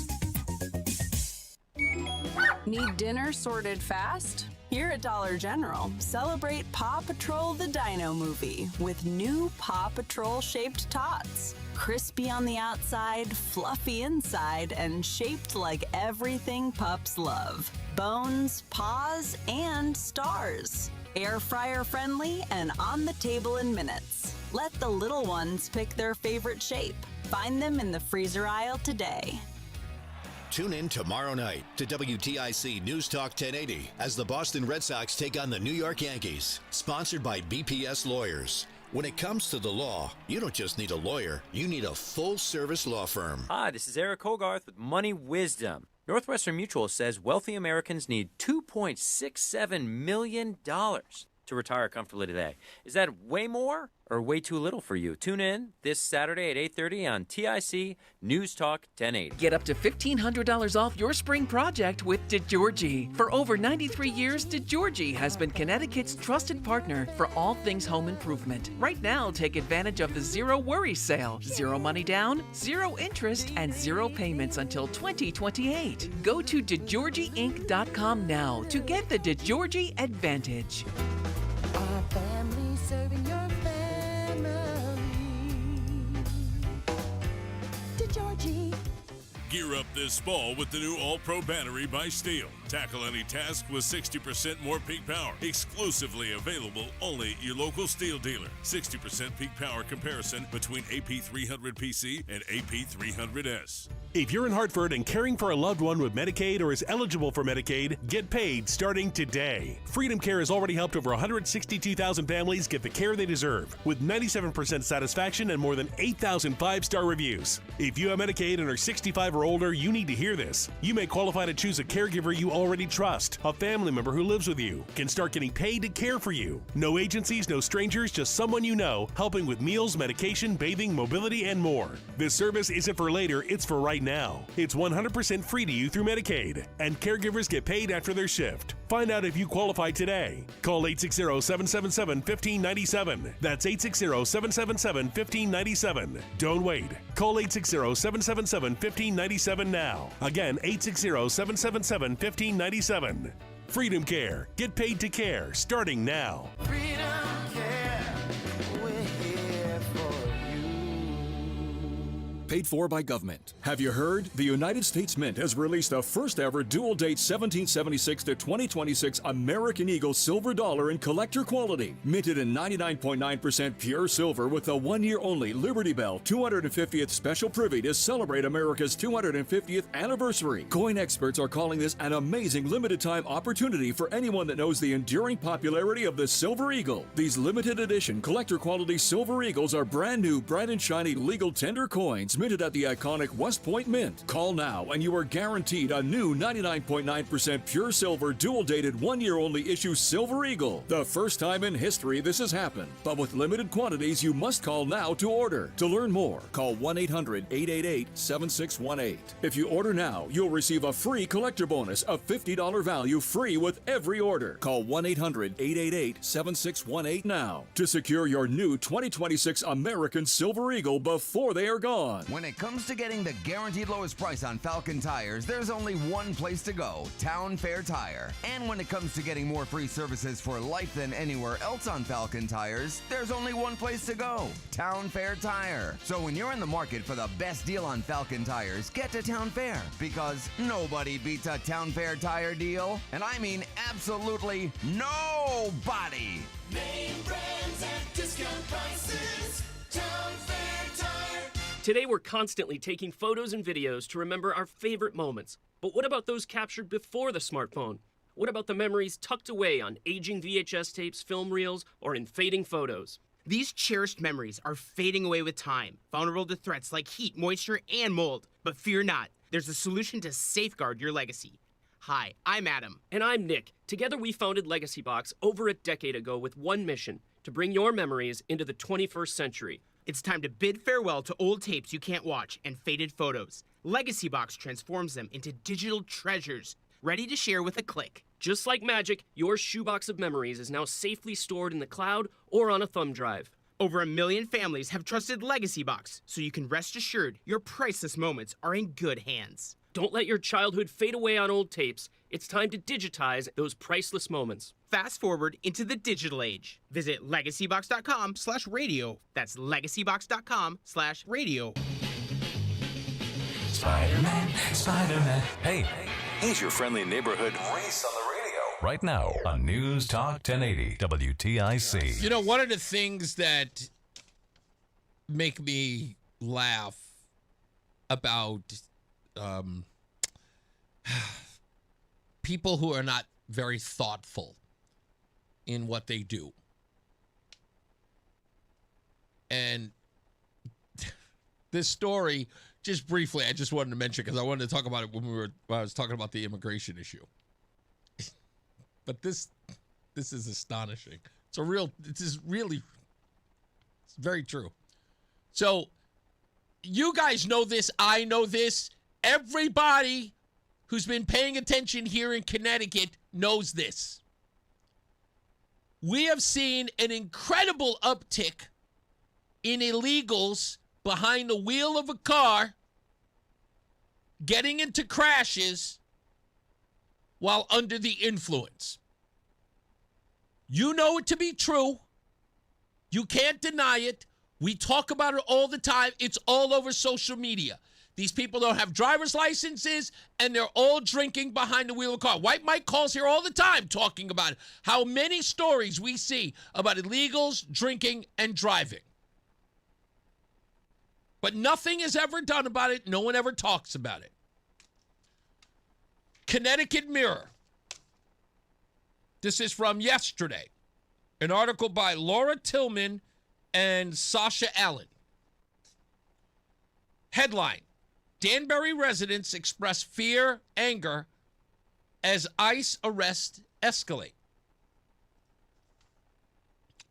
For more than a year, activists in Danbury have mobilized to support the local immigrant community as U.S. Immigrations and Custom Enforcement activity has ramped up in one of the country's most diverse cities.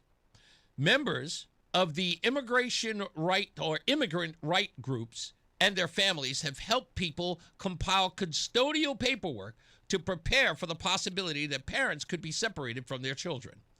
They've handed out red cards to members of the immigrant community to help people understand their rights if they are approached by ICE agents, and they've filmed ICE vehicles as they see them on the town streets. But this week, activists say they are facing a nightmare scenario they hope would never come. Massive raids have resulted in parents detained in front of their children at school bus stops and dozens of people arrested in Danbury in just a few days. Representatives of Danbury Unites for Immigrants, which works to protect, support, and empower immigrants' families, said on Wednesday that at least 25 people were detained in the city that day. Let me read that paragraph again. Representatives of Danbury Unites for Immigrants. Sir, ladies, Danbury Unites for Immigrants is DUI.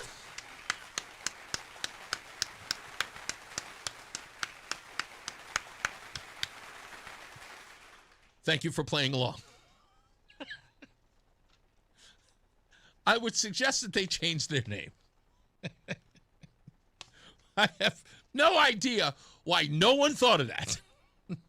Or if it were on purpose, why?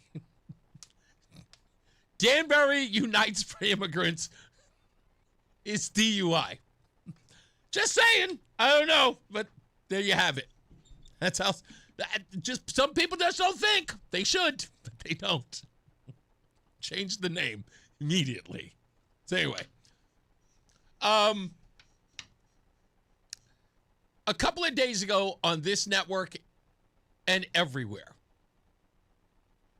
there was a story that I broke on this very program. And I told you that you were being misled, much less being lied to.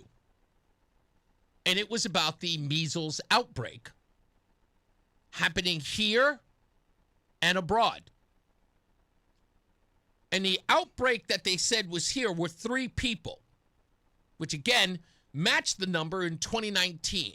But it was sold as a bill of goods saying that, oh, we have an outbreak we haven't seen since 2019. 3 people. 3 people. It's not an outbreak. But measles, for some odd reason, is a big deal now. It's gone everywhere. But why? I'll tell you. It's an opportunity to hit Robert Kennedy Jr. and an opportunity to hit Trump because of vaccine hesitancy that they're concerned with.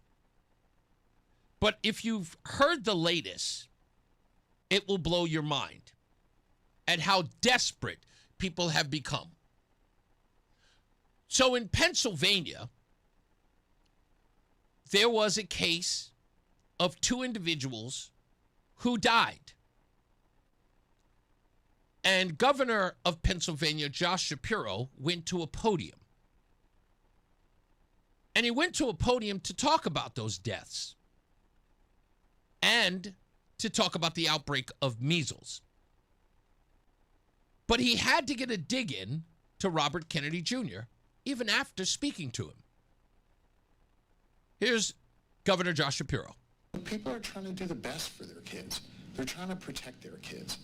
And the best way our health experts at the federal level and the state level and in a hospital, wonderful hospital like this, the best way those professionals can do their jobs is to provide unbiased, factual information so that parents can make responsible decisions for their children. There's real life consequences to spreading misinformation. There's real life consequences. The reason why I was late is I've been sitting out in the parking lot talking to Secretary Kennedy, who reached out to me this morning.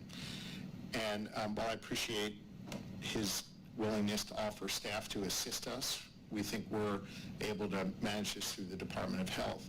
I was very, very blunt with him, and I made very clear that his actions and the rhetoric that's coming from this administration are having a negative impact on communities across America, particularly right here in Pennsylvania. That there's real life consequences to spreading misinformation. There's real life consequences to scaring people and not relying on actual doctors and actual medical professionals to provide unbiased information to parents so that we can make reasonable decisions for our kids. So there he was, Josh Shapiro, going after Robert Kennedy Jr., saying that his office and this administration, the Trump administration, was responsible for vaccine hesitancy in talking about the measles cases and the 2 deaths in Pennsylvania, Lancaster County, to be exact. From the Reese on the Radio Rundown, Shapiro's measles deaths came first. The cause came later. Governor Josh Shapiro walked to a Lancaster podium on Tuesday and treated 2 deaths like a closed case. Pennsylvania, he said, just had recorded its first measles death in 35 years. Illness and death from measles is completely preventable. He was late to his own press conference because he had been on the phone with HHS Secretary Robert F. Kennedy Jr., and he used the bodies to club Kennedy for misinformation. You can read the rest of the article on the rundown, but I figured I'd spare you that. This from the Lancaster Town Commissioner this morning. Under the law, anyone who dies of a communicable disease in Lancaster County, that means measles in this case, that would have to be reported to the coroner's office. And I spoke at length yesterday with a senior member of the coroner's staff and spoke at length this morning with the coroner himself, and they have 0 cases of measles death.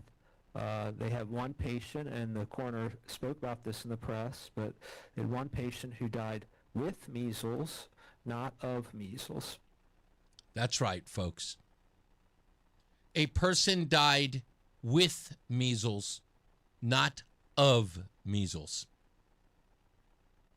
The other person, no one knows anything about. But here's where it gets crazy. The person who died with measles and not of measles died of a broken spleen at childbirth. It was a baby. A baby died of a broken spleen and had measles. It did not die because of measles. And Josh Shapiro still hasn't corrected the record. We reported it here, right on WTIC. You might remember. It was reported on ABC News. It was reported on NBC News. And anywhere and everywhere. So they could take a hit at the Trump administration, and in particular, Robert F. Kennedy Jr. That's right. There was no measles death at all. So, there has been no measles death in Pennsylvania in 35 years. So, not the first in 35 years. There still is none in 35 years. Sorry. You just can't trust the media anymore. We'll be back. It's Reese on the Radio. In a fast-moving economy, being in the know isn't just an advantage, it's a necessity. Start your work week with the Connecticut Business Blend. Every Monday morning at 8:50, Brian sits down with the experts at the Hartford Business Journal to break down the latest headlines and trends. From local developments to statewide shifts, get the insights you need to succeed. The Connecticut Business Blend is made possible through the weekly support of Thomaston Savings Bank. Here for you, here for the community, here to stay. Member FDIC. Visit ThomastonSavingsBank.com. The Connecticut Business Blend, Monday mornings on WTIC News Talk 1080. Now at McDonald's, there's a meal deal with your name on it. And your name doesn't have to be meal or deal to get it. But it can be. With McValue, get a meal deal featuring a McDouble, 4-piece McNuggets, fries, and a small Coke, all for just $6. Or swap that McDouble for a hot and spicy or classic McChicken at just $5. Price of participation may vary. Promotion pricing may be lower than meal pricing. Ba-da-ba-ba-ba. Hi, I'm Joe with SimpleSaleUSA.com, and I buy houses cash. If you own a house and want to sell it fast at a fair price, call me at 203-896-4000. I can pay cash and close in as little as 7 days. I buy houses in any condition, any price range, and more importantly, anywhere in Connecticut. I'm a private real estate investor who buys several houses a month, and I want to buy more. I buy inherited houses, divorce houses, behind in payment houses. I even buy my tenant won't pay me the rent houses. Do you own a house that is trash and needs thousands of dollars in repairs? Great, because I love buying junk houses. I buy vacant houses, abandoned houses, condemned houses, and even foreclosure houses. If you own a house and want to sell it fast, call me at 203-896-4000. That's 203-896-4000. 203-896-4000. Is reviewing life insurance on your to-do list? Now's the perfect time to add it. A friend recently told me that securing life insurance sooner rather than later can help you lock in lower rates for years to come. So I bumped this up on my list and got it done. I called SelectQuote and couldn't believe how easy and affordable life insurance is. I'm 40 and got a $500,000 policy for $16 a month. My husband's also 40 and his $500,000 policy was only $18 a month. Plus, with SelectQuote same-day coverage, there was no medical exam required, and we were covered by the time we hung up. Knowing I have this checked off my list feels amazing, but the peace of mind knowing my family is protected feels even better. Call SelectQuote at 1-800-329-1010. That's 1-800-329-1010. Or go to SelectQuote.com to get your free quote today. That's 1-800-329-1010. Details on example rate at SelectQuote.com. It's Reese on the radio on News Talk 1080 WTIC. All right, guys, we're back, and unfortunately, we have to share some sad news with you. And I think the only person who would be appropriate to share that with you is our good friend of the show, Mr. Simsbury Joe, who's on the program now. How you doing, sir? I know I heard this a couple of days ago, but I figured it's appropriate that you share the news with everyone today. Yeah, thank you very much. So I'm going to preface the news by saying that I thought what you were talking about yesterday when you got emotional about, why you work as hard as you do and how much, we mean to you and how much, this whole process of getting to the truth means to you. I just wanted to talk about the fact that there are people that call up here and we totally disagree with them. Mm-hmm. And then there are people that are almost mirror images in terms of their belief system, and we celebrate them, but in the end, we're really all a family. Yep. And I have to announce that, unfortunately, we lost a longtime member of this family. She died unexpectedly last week. No prior health issues. Very sad, unexpected situation. But we lost Kim from Norcon. Mm-hmm. And Kim has been a conservative talk radio show person for many years. It even says it in the obituary and the that her family has taken out. But I just wanted to say that, Kim has been a great contributor.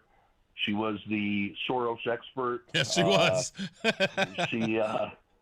She prepared like no one really.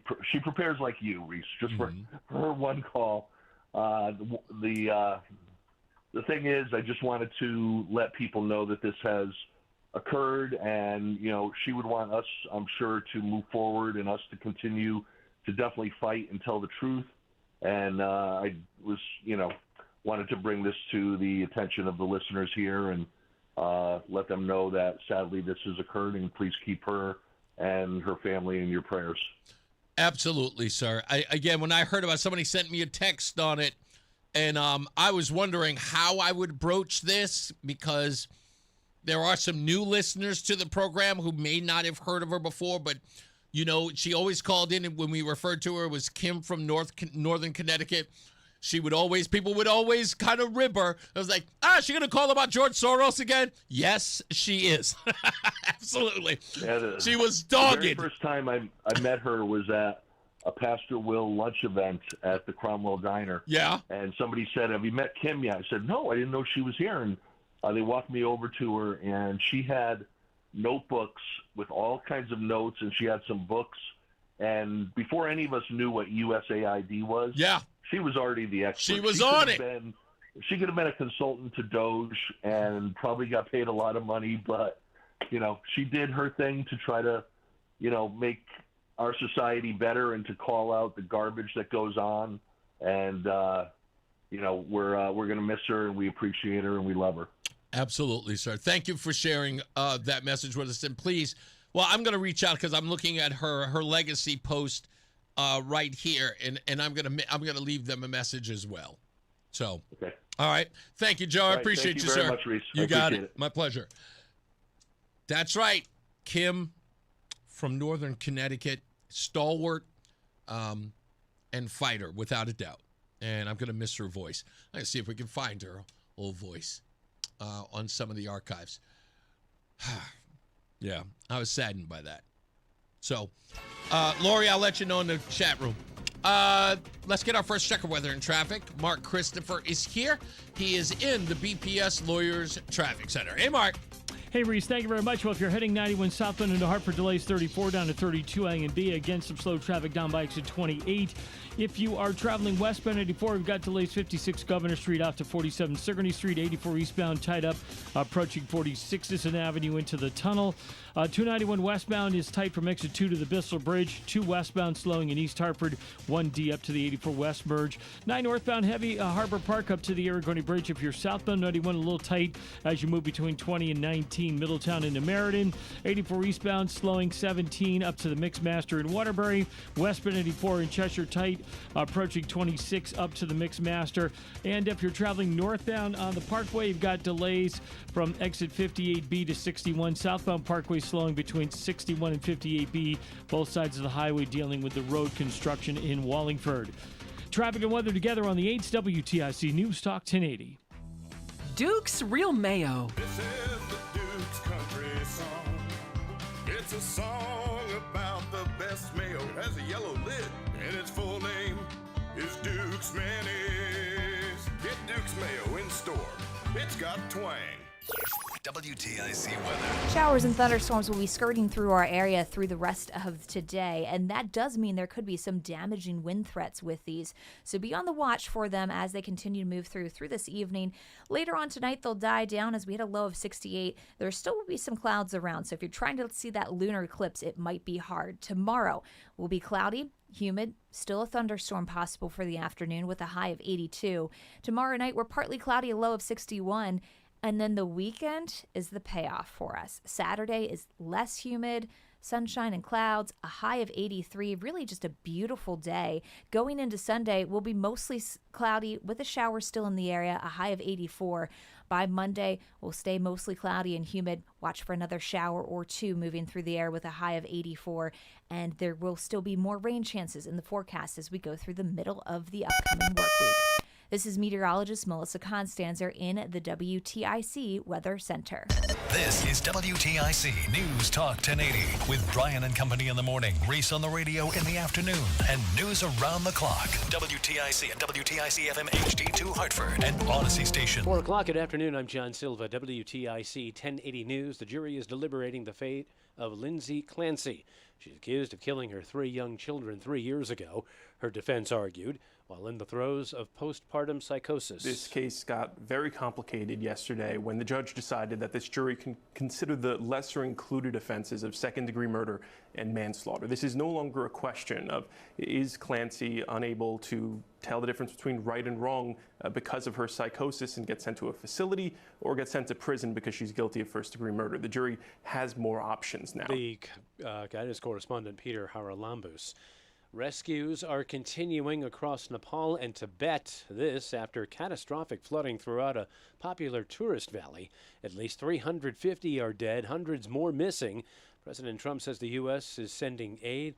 This is ABC's Tom Sufi-Burge. Previously, we had information from Nepal's tourism board, and they were telling us that they were aware of 65 Americans who were missing. The U.S. State Department is now saying that it is aware of approximately 90 Americans who may be impacted by the floods. That's the wording that they are using, but I think we can assume that most of those 90 are either unaccounted for, missing, or potentially rescued and injured. We have had an update on the number of Americans rescued. We previously were told by Nepalese officials there were 2 Americans rescued.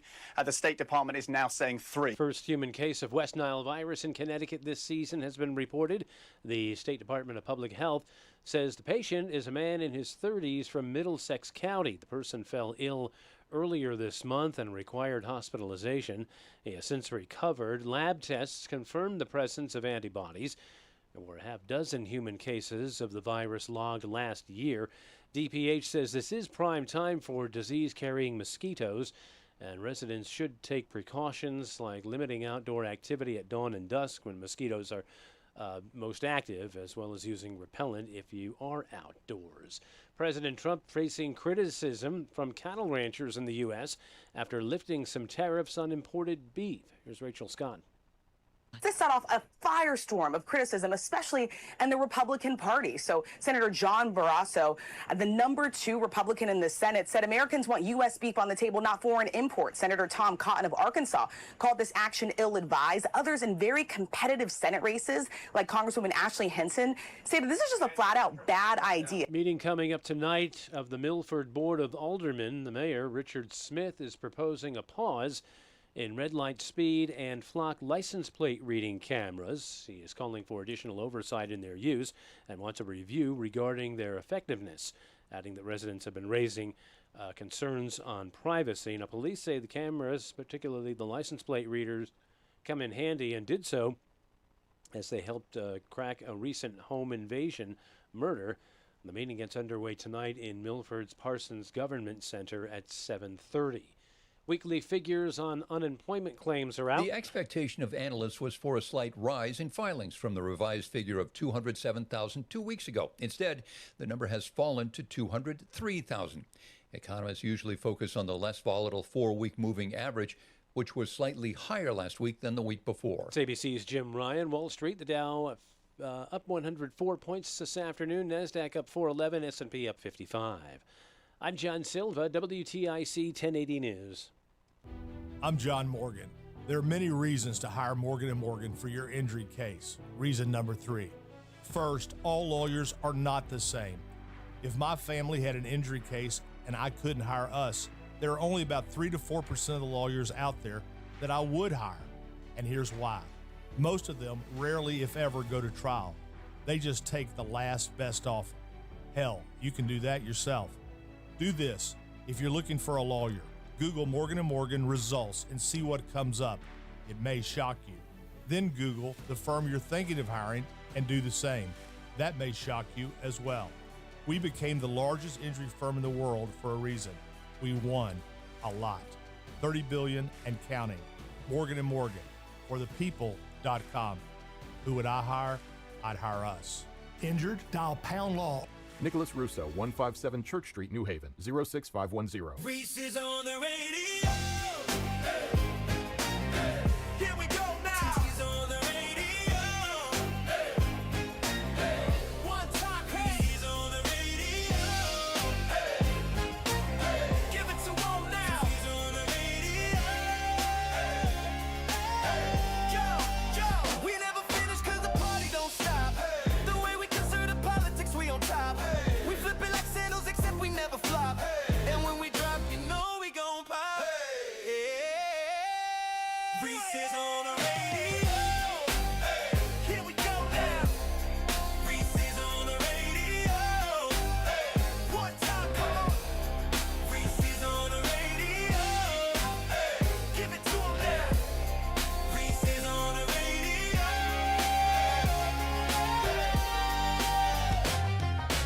Go. All right, Reese on the radio. First half done, second half underway. When we return, a lot of things coming up in the works here at Reese on the radio. We are getting into the home stretch, folks. September is going to be very different. What I mean by that is that we're going to change some things around with the show. There are going to be probably a little more political guests going on. I've just confirmed Ryan Fazio is going to be with us very soon. He and I are talking back and forth.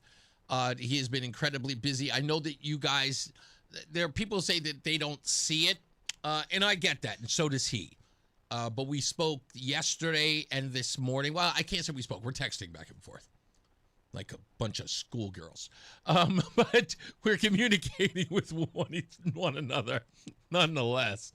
And his message to you, by the way, is he wishes he could be here every day. That's from him to you. He said he wishes he could be on the show every day. And I was telling him, I was like, look, I understand, you don't want to be just preaching to the choir. He's like, no, I would love to be there every day. He goes, I would love to be there once a week. But, he's trying to make sure he's out there getting his name. So the schedulers are getting that stuff together. And that we're going to make that happen real soon. In fact, we are going to, where are we? About to be in September. So in about a month, there's going to be a big one. We're going to have him before then, but in a month, we're going to have one great event where you can you can meet him and talk to him. And maybe you can complain to him instead of to me all the time, okay? And we'll tell you all about that. That's coming up real soon. Also, we've got some great giveaways coming up very soon. They're working on that. And, of course, we got a movie night coming up, and I'll tell you about that, of course, in due course. Like I said, we got a lot of stuff coming up. Let's get another check of weather and traffic on the 8s. Mark Christopher's back. He's in the BPS Lawyers Traffic Center. Hey, Mark. All right, Reese, thank you very much. Well, if you're heading into Hartford right now, kind of busy, especially on 84. This traffic report being brought to you by the Connecticut Police Chiefs Association. 84 eastbound locked up about a half mile before 46 Sisson Avenue to the Bulkley. Westbound 84 tied up 56 Governor Street out to 46 Sisson Avenue. Southbound 91 delays 34 down to 32 A and B. Again, down by exit 28. Another bump as you move between 20 and 19 Middletown into Meriden. If you are traveling on the westbound side of Route 2, slowing 1D up to the 84 West merge. 291 westbound tight 2 up to the Bissell Bridge. Both sides of 9 slowing approaching the Aragoni Bridge in Middletown. 84 eastbound Waterbury delays 18 to the Mixmaster. Westbound 84 is slowing 26 in Cheshire up to the Mixmaster. And if you are traveling northbound Parkway, you'll see slow traffic from exit 58B to 61. Southbound Parkway slowing 61 down to 58B. Both sides being delayed by road construction. Traffic and weather together on the 8th. WTIC News Talk 1080. They're back. When school starts, kids are everywhere. So drive extra carefully. Stop for school buses. Slow down and put the phones down. School's in. Drive smart. A message from the Connecticut Police Chiefs Association. WTIC weather. Well, as we go through this afternoon, we are looking at a few thunderstorms possibly working through our area, and then we'll start to see things quiet down later this evening after a couple of showers. Tonight, we will have a few clouds, so if you're trying to see the lunar eclipse, might be a challenge, a low of 68. Tomorrow, it's a cloudy, humid day. We'll have a shower thunderstorm through the afternoon. The high is 82. Then we're quiet tomorrow night, partly cloudy with a low of 61. Saturday, beautiful start to the weekend. We are less humid, sun and clouds, and a high of 83 degrees. Sunday, though, will be mostly cloudy. A shower returns to the area, the high of 84, and we'll keep the chance of rain into Monday, where we're mostly cloudy and humid with an afternoon shower or two, the high 84. Right now, it's 80 in Plainville, 79 in Windsor, and 78 in Hartford. This is meteorologist Melissa Constanzer in the WTIC Weather Center.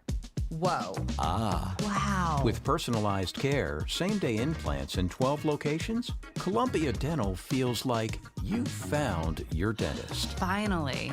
Columbia Dental just feels right. A successful retirement doesn't just happen. It requires a plan that is custom built to suit everyone's individual financial situation. Every Saturday at 3, we share vital information on how to build and live a successful retirement. It's On the Money with Jay Dorso. Retirement strategies on building income and proper protection from the pitfalls and the latest news in the retirement universe. On the Money with Jay Dorso, 3 p.m. this Saturday on WTIC News Talk 1080. Paid for by government. Have you heard? The United States Mint has released a first ever dual date 1776 to 2026 American Eagle silver dollar in collector quality. Minted in 99.9% pure silver with a 1 year only Liberty Bell 250th special privy to celebrate America's 250th anniversary. Coin experts are calling this an amazing limited time opportunity for anyone that knows the enduring popularity of the Silver Eagle. These limited edition collector quality Silver Eagles are brand new, bright and shiny legal tender coins minted at the iconic West Point Mint. Call now and you are guaranteed a new 99.9% pure silver dual dated 1 year only issue Silver Eagle. The first time in history this has happened. But with limited quantities, you must call now to order. To learn more, call 1-800-888-7618.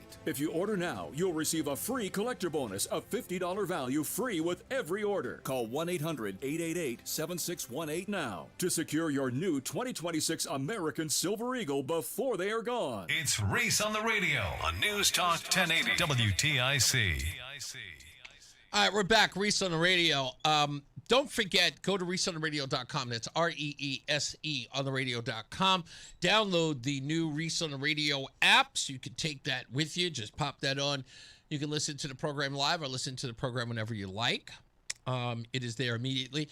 And there are two things that happen on the app that you can always do, and it's the most important part. So let's say you just want to listen to the audio when you're on a drive, you can do that. Let's say you want to watch the show immediately after. You can do that. Let's say you want to listen to it live or watch it live on your phone. You can do that. And you can do that all from your phone, literally from your smartphone. ReeseSouthernRadio.com. You don't even have to download the app. If you go to ReeseSouthernRadio.com, it's right there.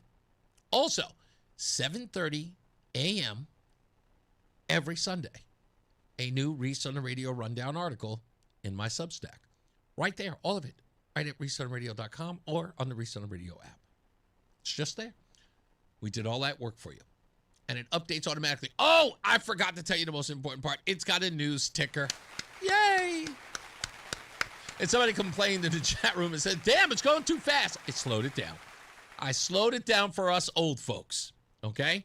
Because even I was getting I was getting dizzy just looking at it. It was driving me crazy. So I'm doing something called Rock the Vote.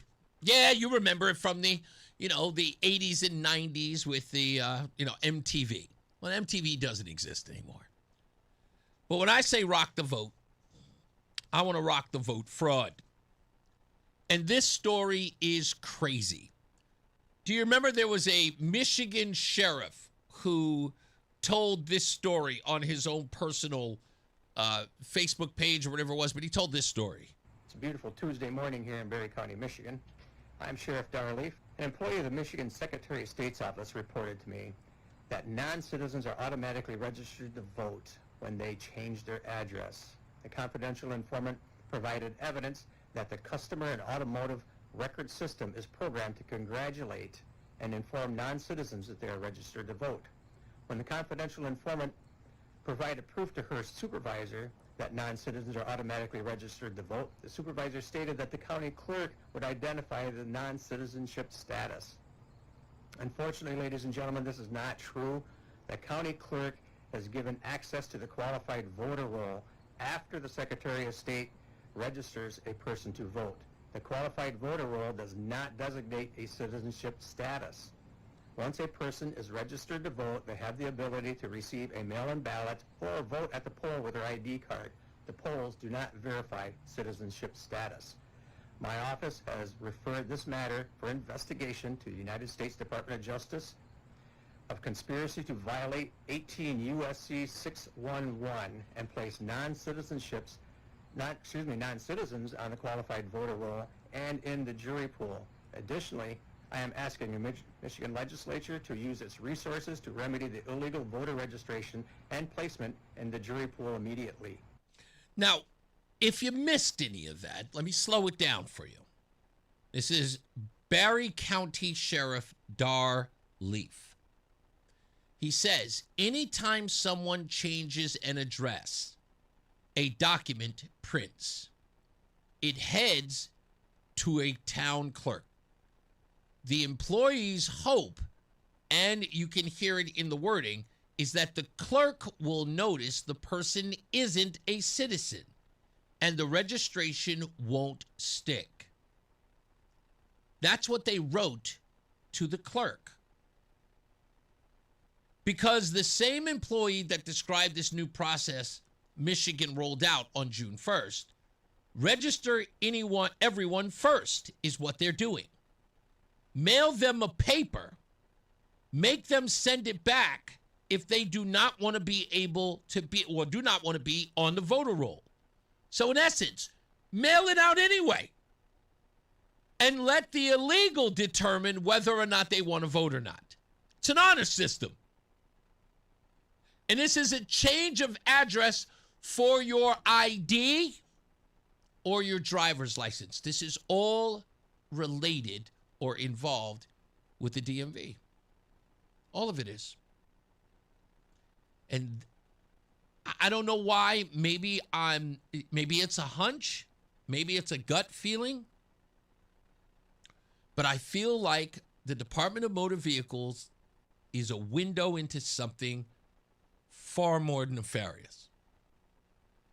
And I know that somebody's going to make it about, oh, don't disparage the hardworking people at the Department of Motor Vehicles. I'm not. There's no reason for me to do that. But this system everywhere is just too flawed. And it isn't like someone can't make the mistake somewhere. The same system that Sukunjanin got his driver's license with apparently is the same system that's in New Jersey that had over 6,000 illegals on a voter rolls. Now, is it enough? No, but the argument shouldn't be whether or not it's enough to change an election. The objective is to remove all doubt, I would think. At least that's the way I looked at it, is to remove all doubt. I mean, look, it sounds crazy, but I've got to get to the bottom of this. It is driving me nuts that it keeps going in this direction. And it's, when I say it's leaning me, it's like, I feel like I'm being guided to this direction with the DMV. I don't know why it is, but that's what I'm seeing. It's just driving me up the wall. Hello, Paula. How are you? Hey, Reese. How are you? I'm great. What do you got? Two things. I couldn't call you earlier, so I want to say something about what Lamont said. Okay. One, actually, this country was majority of legal immigrants building it. You know, the bridges and the road. Legal. Let me say this, if you can hear me. I can hear you. I'm at Lamont. And if my father was a legal immigrant who has paved the road in Connecticut through the Manafort Company for over 20 years. And it's like he did the bridges, the buildings, the tarring of the roads. He did, he put piping in the back of the school I used to go to when I was a little kid. Okay, so that's it. That's just like, Lamont, Paula, let me ask you this. This is, considering, you said your dad, right? Is that who you're talking about, your father? Yeah, my father, yeah. Okay, your father. Considering that you're talking about your father, right? And this bothers me as much as it bothers you, or I would assume. Is that what connection that Lamont and Chris Murphy and others are trying to make here is that the illegals who just got over the border 4 years ago or 5 years ago in some way are connected with those who built our country a century ago or several centuries. Like, you know, 20 years well, ago. what? I mean, wait. That's my point. Why else would you be making the reference that immigrants built this country if you're not meaning that these people who have just got here a minute ago are in some way aligned with those who built the country over a century ago or two? Right? Isn't that... I don't know. I'll tell you why. Greeks, Italians, the Spanish, the Portuguese, those people in Europe who work hard to pave their roads, they came here for freedom legally, and that's what they did. I'm just saying, if I have to compare the two immigrants, I'll put it this way. If your father were alive today and was asked to give a Yelp review based on his own immigration into this country versus the work of the modern day immigrant, I'm sure he would give them a horrible review, because while you saying your father was paving roads and building buildings and skyscrapers, these guys are door dashing, I would imagine. Thank you. The second one, what you just said about voting. And it's funny because my girlfriend, her sister told a legal immigrant that she can vote. And my girlfriend, who is from Puerto Rico, but she's been here since the 80s, she goes to her sister, no. That's illegal for a legal immigrant to vote in the United States, because you'll never get your citizenship or you will be deported, one or the other. Yeah. This happened to a college student, I believe. Wow. I'm like, no. People like to give false information. If they're telling the legal immigrants can vote and doing it illegally, that just suffers them who are here legal who want to become U.S. citizens. Now, the illegals, send them back. I was just saying, just send them back. They don't deserve to be here because they don't treat, they're taking advantage of the United States. Hey, I'm just saying, look, if they're coming here to build skyscrapers or bridges, I mean, I'm just saying, I want them to. My deal is I need you to meet the same criteria of those who came through Ellis Island, who, like, you know what I mean? I'm like, can we get one guy from Guadalajara to open up, I don't know, like a cobbler store? Like, can we get one of them to be a cobbler? Maybe even run a bakery? Like, if we could get that, that'd be fine. You can't tell me that we got another shortage of landscapers. With all due respect. The back when legal immigrants, they would do anything for $1. That's true. They were hungry. That's right. They were hungry. And we were never given a place to live. Oh, my goodness. It was put on the test. They don't know what it's like to start from ground zero, like even the people in Ellis Island. They don't know. The United States, the bad government, yes, the liberals and the Democrats, they're giving it everything out of my hard-working dollar, everybody's hard-working dollar, for free. Nobody gave me nothing for free. I earned my I totally get it. Thank you, my dear. I appreciate you. Drive safe out there, Paula. Will do. Ciao. Yeah, we got it. I'll tell you, the part that drives me crazy are these the criteria, right? That obviously means nothing anymore. Because I want the same standards that came with immigration back in the Ellis Island era. This is going to sound foul, but it was so true. And I wish Roseanne were here. Because I'm going to tell you, sometimes your humble host can be quite ignorant. And it's not my fault, but all I want to tell you is that sometimes I state the obvious and sometimes it gets me in trouble. So as you know, Roseanne and I in 2023 bought a home in San Antonio, Texas. And when I went there, again, I'd never been to Texas. And I know enough. I know that Texas is a hotbed of immigration crossing, right? Immigrant crossing at the Rio Grande. 4 hours actually south of San Antonio is one of the hottest areas where people cross the border, or at least used to. And I got into Texas. We rent a car, of course, when we get out of the airport. We're driving through the neighborhood to her mother's home. And we're also driving to go look at a house, which we would eventually buy in less than a month. And I'm looking around the neighborhoods, and I notice something, and it's driving me up the wall. But I'm in a car with 3 Mexican women, and I don't have the guts to ask the question. Until finally, I was done.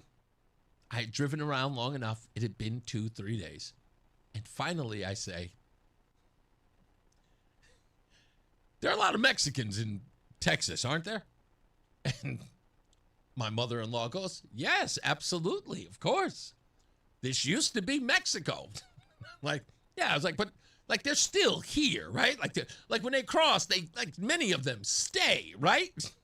And she says, yes, of course, absolutely. And she kind of talks like that with the up and down in her voice. So I say, I don't see any really good lawn care out here. It's just a mess. Like, nobody had any manicured lawns. Like, it was if there's no landscaping companies in Texas. It was driving me crazy. I'm like, where is the landscaping here? So everybody looked at me like I had 3 heads and a little bit annoyed. But instead of saying the obvious, that's not all we do, they gave the obvious. It's too hot down here to maintain a lawn. They all go up north to do that. I went, okay, that makes sense. But it was an obvious question.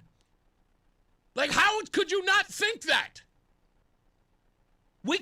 In our neighborhood, we can't keep, there's one guy who keeps his grass manicured. Absolute fake grass. And even that's brown. Because it's too damn hot. It's 114 degrees in August right now. That's what I'm talking about. But yeah, not one. Couldn't find one manicured lawn. Texas, not one. Drove me nuts. Let's get another check of weather and traffic. Mark Christopher's in the PPS Lawyers Traffic Center. Yeah, I'll be back with music news. Hey, Mark. What? Guadalajara. That's my favorite word.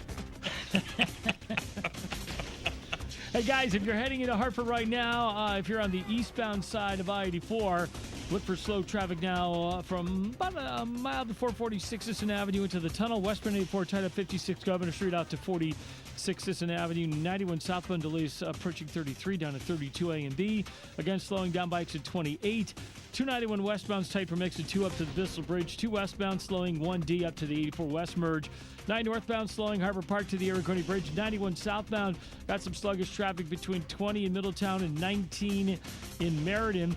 Eastbound 84 slowing in Waterbury at the Mixmaster. Westbound 84 is sluggish, approaching 26 in Cheshire up to the Mixmaster. Both sides of the Parkway slowing in Wallingford. Northbound's tight from exit 58B to 61. Southbound, you'll see slow traffic between 61 and 58B with the road work going on there.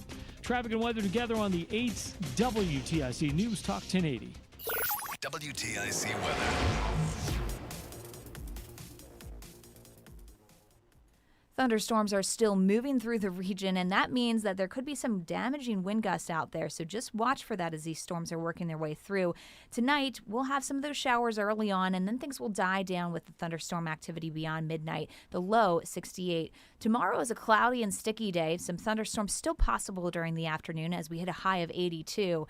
And then Saturday, the weekend starts off beautiful with a high of 83 and sun and clouds. This is meteorologist Melissa Constanzer in the WTIC Weather Center. There's a lot happening in Washington and in your local neighborhood. Follow WTIC News Talk 1080 on the Odyssey app to keep up with the latest. And now, a WTIC News Update. 4:30, 80 degrees in Hartford. I'm John Silva, WTIC 1080 News. Jurors in the Lindsay Clancy murder trial in Plymouth, Massachusetts have been deliberating whether the former labor and delivery nurse is criminally responsible for killing her 3 children 3 years ago. They deliberated a few hours before the judge sent them home. While both sides agree Clancy killed her children, her attorneys say she suffered from postpartum psychosis and that, quote, lousy medical care exacerbated her condition. The meeting coming up tonight of the Milford Board of Aldermen on speed, red light, and flock license plate cameras. Mayor Rich Smith has proposed pausing installations in order to conduct a full review. This man tells WFSB they should be removed altogether. We're living in a surveillance state. It's ridiculous, and it's not the land of the free. I don't think that suspending a review is even doing enough. But the Milford Police Union says removing the cams would violate the police contract. The union has filed a grievance with the Board of Labor Relations. The meeting gets underway at the Parsons Government Center at 7:30. State Department of Public Health is reporting the first human case of West Nile virus this season. Man in his 30s fell ill earlier this month. He was hospitalized and has since recovered. Again, the first case of the year. 6 human cases of West Nile were reported in Connecticut last year.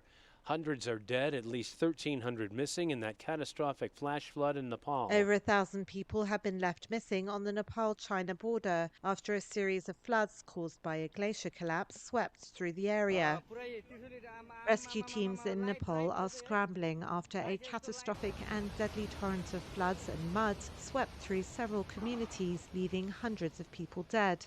More than 1,300 remain missing, including foreigners and pilgrims. Hundreds of residents across the Himalayan region were displaced. Videos of the tragedy showed the flood swallowing up people as they tried to escape. Drone footage from Nepal on Thursday showed the scale of the destruction. I'm Karen Shamas. The U.S. military faces a, quote, beyond critical shortage of advanced missile interceptors in Europe. driven largely by the war in Iran. That, according to a U.S. defense official in Europe and a NATO official today. Markets finished in positive territory on Wall Street. Dow up 105 points. NASDAQ gained 411, and the S&P was up 55. I'm John Silva, WTIC 1080 News. Coverage varies by plan. View contracts and exclusions at endurancewarranty.com. Auto repair bills are through the roof. $3,000 to replace the transmission.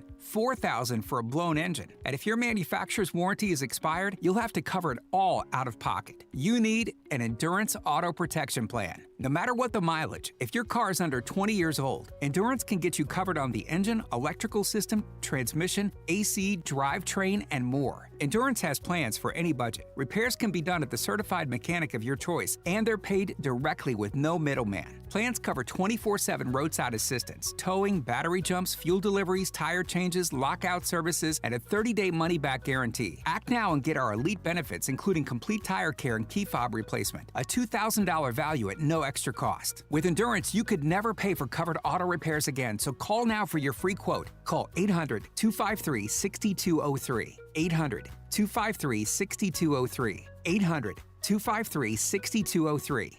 Paid for by government. Have you heard? The United States Mint has released a first ever dual date 1776 to 2026 American Eagle silver dollar in collector quality. Minted in 99.9% pure silver with a 1 year only Liberty Bell 250th special privy to celebrate America's 250th anniversary. Coin experts are calling this an amazing limited time opportunity for anyone that knows the enduring popularity of the Silver Eagle. These limited edition collector quality Silver Eagles are brand new, bright and shiny legal tender coins minted at the iconic West Point Mint. Call now and you are guaranteed a new 99.9% pure silver dual-dated 1 year only issue Silver Eagle. The first time in history this has happened. But with limited quantities, you must call now to order. To learn more, call 1-800-888-7618. If you order now, you'll receive a free collector bonus of $50 value free with every order. Call 1-800-888-7618 now to secure your new 2026 American Silver Eagle before they are gone. Stay locked in. Reese on the radio is on WTIC News Talk 1080. All right, we're back. Why is it not? Come on. I had it ready to go. You know, my programs here never ever work when I need them to. Negro nonsense. How dare you? Negro nonsense. How dare you? Negro nonsense. How dare you? Negro nonsense. The Trump State Department takes down a very woke painting at the U.S. Embassy and the left media acts like the Louvre is under siege. The U.S. Embassy in the Dominican Republic had a 2015 Kende Willie painting titled Young Artists After Siamesis. I think that's what it is. 1960. They had it hanging there for years. Wiley is the artist who did the Obama official portrait, that weird one. The piece shows 4 Dominican models against a floral backdrop. Apparently his theme, because Obama is standing in front of a floral backdrop as well. It was commissioned under Obama with taxpayer dollars. Ambassador Leah Campos ordered it removed, covered it with an American flag image, and then posted a video of the takedown set to Twisted Sisters, We're Not Gonna Take It. She said the Trump administration is turning away from globalist and woke ideologies and instead embracing American patriotism and the beauty of our great country. The director of the State Department's Art and Embassies program called the painting very woke and aesthetically terrifying. They're exploring selling it. The Griot, CNN and others framed it as Trump's latest war on black artists and woke ideology. They noted Wiley's past comments on a different painting, a play on the kill Whitey thing, and sexual assault allegations he denies. Outlets treated the removal as one of the embassy's paintings as a cultural emergency. Trump has said the guy's bad news and we don't want him representing the United States. So it got me thinking, you know, one of the biggest problems we have is that people don't understand that if you put something up based on race, it means that you can never take it down for the same reason. Right? So that's pretty much what the problem is. If the reason why you put it up is because of race, that's always going to be the reason that you take it down. So it's like the old sayings, it's like locking the door behind you and not being willing to accept that door swings both ways. Just the way it is. Good luck to you. Let's get another check of traffic and weather. Mark Christopher's back. He is in the BPS Lawyers Traffic Center. Hey, Mark. Hey, Reese, thank you very much. Good afternoon to you. Good afternoon, everyone. If you're heading into Hartford right now, 84 eastbound delays as you move up on exit 44 Prospect Oakwood down into the downtown tunnel. Westbound 84 is tied up East Hartford approaching the Bulkley Bridge out to 45 Flatbush. Southbound 91 delays 33 down to 32 A and B in Hartford. And again, down by exit 28. If you are traveling 91 south, then you'll see some more slow traffic. 20 in Middletown down to 19 in Meriden. 2 westbound slowing as you merge with 84 West and East Hartford, that is. 291 westbound slowing from exit 2 up to the Bissell Bridge. If you're heading into Middletown, both sides of 9 heavy approaching the Aragoni Bridge. 84 westbound in Cheshire, delays approaching 26 up to the Mixmaster in Waterbury. Northbound Parkway slowing in Wallingford from exit 58B to 61. Southbound Parkway slowing between 61 and 58B because of the road work there. Traffic and weather together on the 8th. WTIC News Talk 1080. WTIC weather. Still watching for some showers and thunderstorms across area. Most of them have stayed off to our west, but we still could pick up a few as we head into the evening hours. And then the rest of the night, we will still watch for maybe a little bit of moisture and possibly a few extra clouds that could make it difficult to see the lunar eclipse, a low of 68. Tomorrow is cloudy, humid. A thunderstorm possible in the afternoon, the high of 82. And tomorrow night then will be partly cloudy, a low of 61. Saturday gets less humid for us. Sun and clouds, but still a great start to the weekend with a high of 83. By Sunday, will be mostly cloudy, the shower returning to the area, a high of 84. And we'll keep the rain chances into Monday, where we're mostly cloudy and humid with a brief shower or two in the afternoon and a high of 84.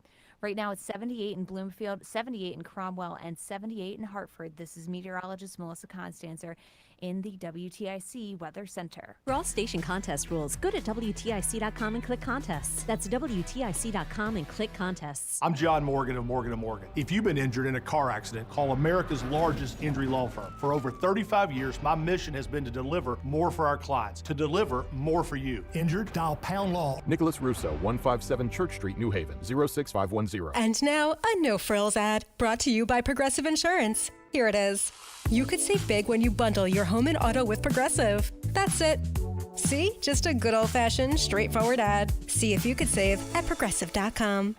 Tune in tomorrow night to WTIC News Talk 1080 as the Boston Red Sox take on the New York Yankees. Sponsored by BPS Lawyers. When it comes to the law, you don't just need a lawyer, you need a full-service law firm. Get up to $1,500 off your spring project with DeGiorgi. For over 93 years, DeGiorgi has been Connecticut's trusted partner for all things home improvement. Right now, take advantage of the Zero Worry Sale. 0 money down, 0 interest, and 0 payments until 2028. Go to DeGiorgiInc.com now to get the DeGiorgi advantage. Our family serving your family. Georgie.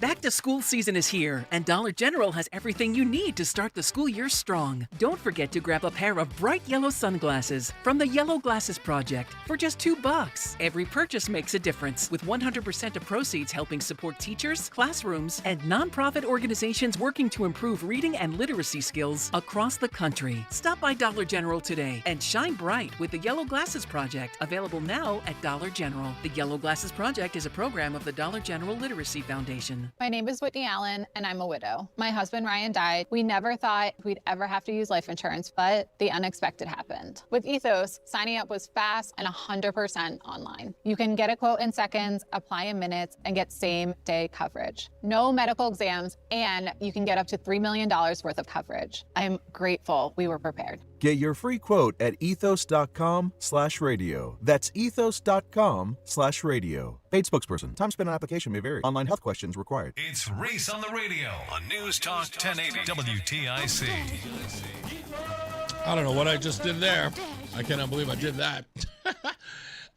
Let's go to the phones. Pete is calling from East Haven, right? Hey, Pete, how are you? That's right. What's going on, Reese? Great show all the time. Thank you, sir. One of the greatest lies in U.S. history, and really now we're seeing in European and Western culture history, is the lie of immigration. You think of the timeline. I'm 45, Reese. How old are you? 57. 57. So we're similar. I don't know. Yeah. I would consider we're the but, same. You know. I would consider us same generation. You're more on the cusp, but you're definitely Xer. We've seen the same things. The same things. And one of the things you remember is just the timeline. Sure. In the beginning of it all, I'd be sitting in East Haven, and me and my buddies would say, no problem with it, but where are all these people coming from? And you would hear on the news and from politicians, it's not happening. Yep.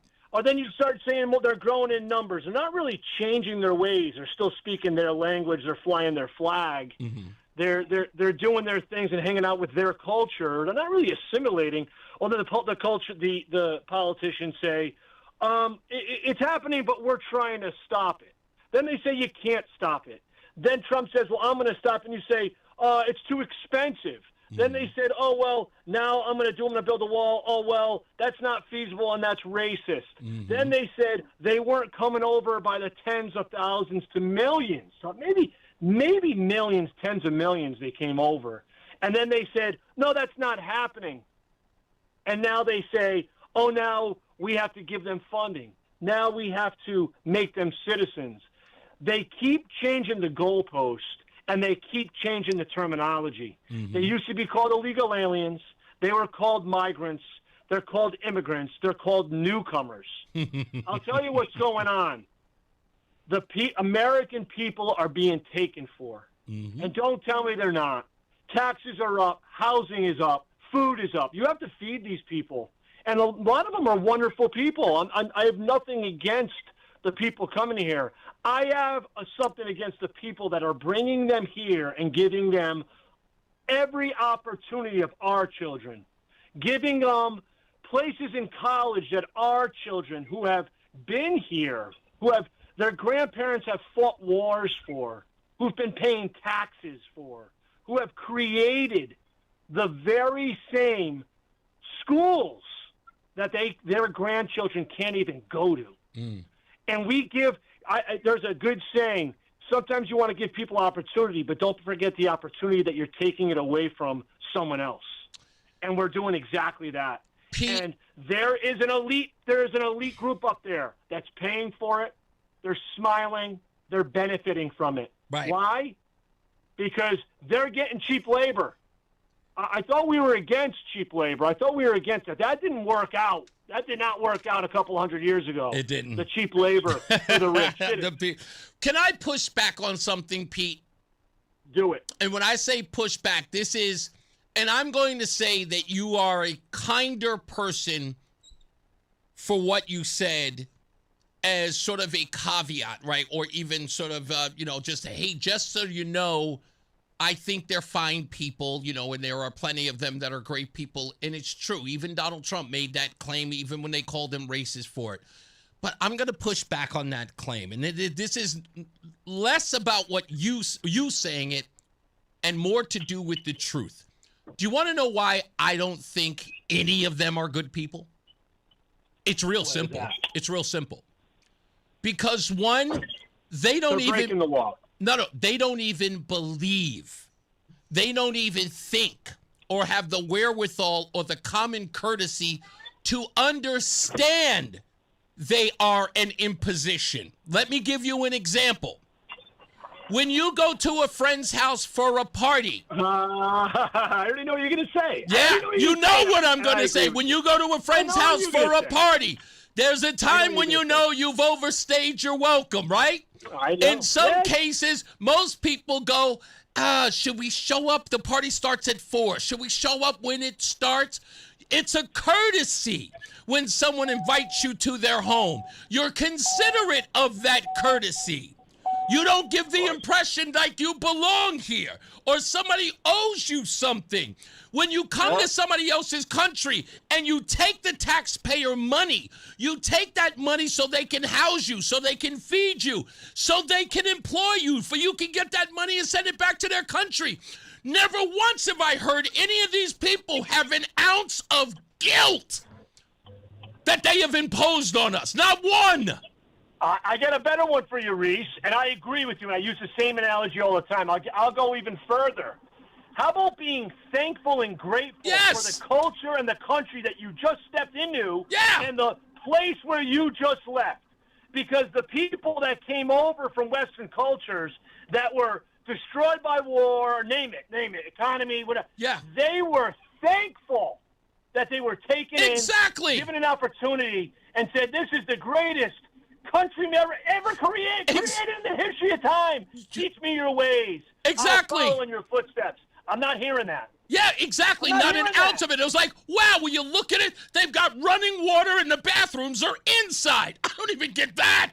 You know what I mean? I don't even get, like, the most simple thing, a considerate thing. Holy crap. Someone will hire me to actually do something and pay me for it.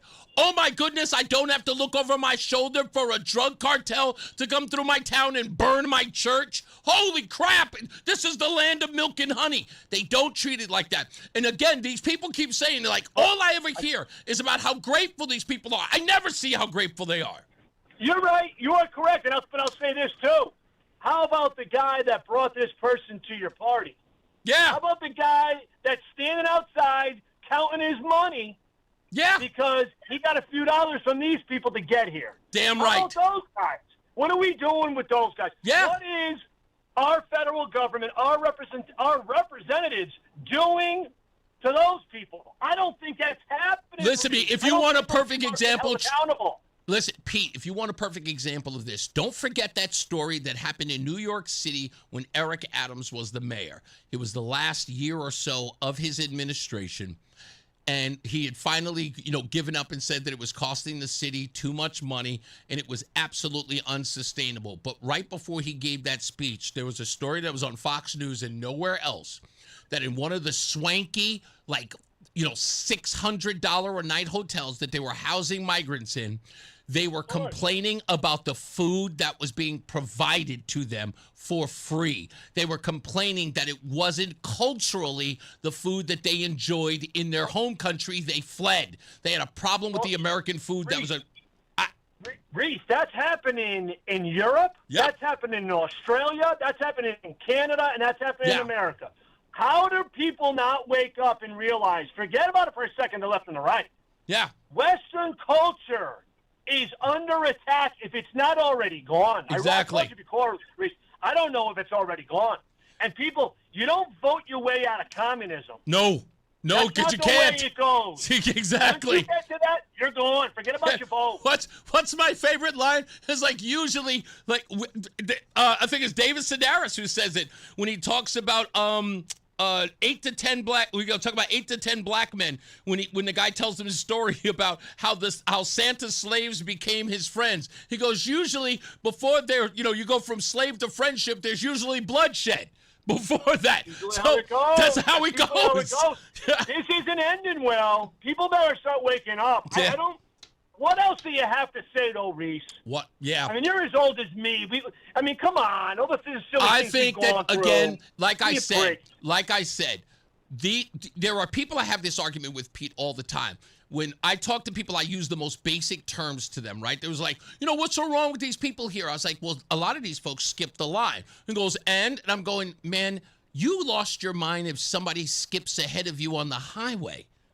If somebody cuts you off on the highway, you lose your ish. Now you're going to sit up here and tell me that you're okay with people skipping the line for immigration into this country?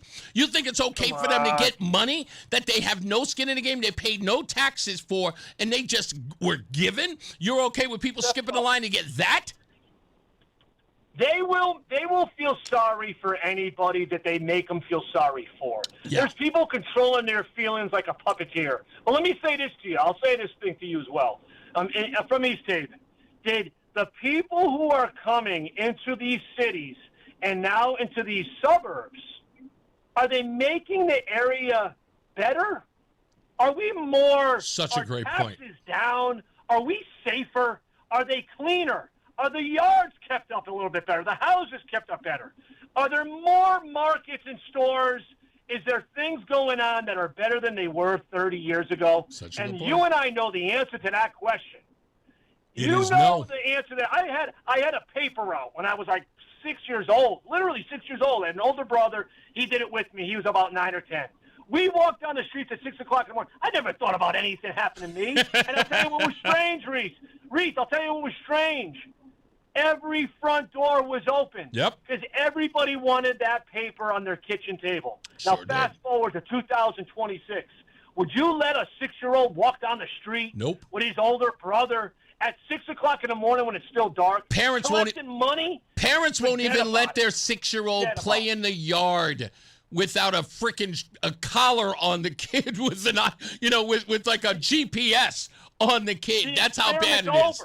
Yeah. The experiment's over. Yeah. The experiment is over. We've all seen enough. And I'm just one guy. I'm just some guy.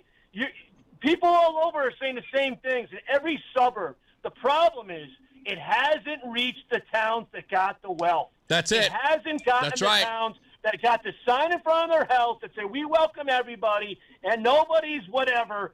Water's blue. Everybody's legal. You can do whatever you want.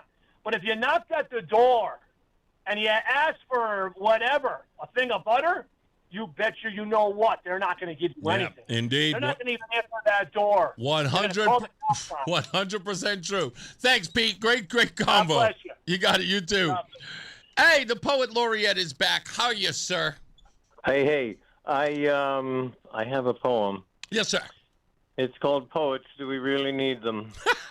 You owe us this one. That's right. Yeah. Yes, sir. We might.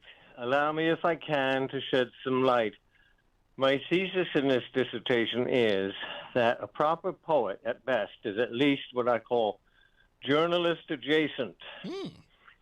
Is not the poet rocking the journalist's raison d'etre, which is to say the who, what, when, where, and sometimes how of a given situation or event or series of events or whatever?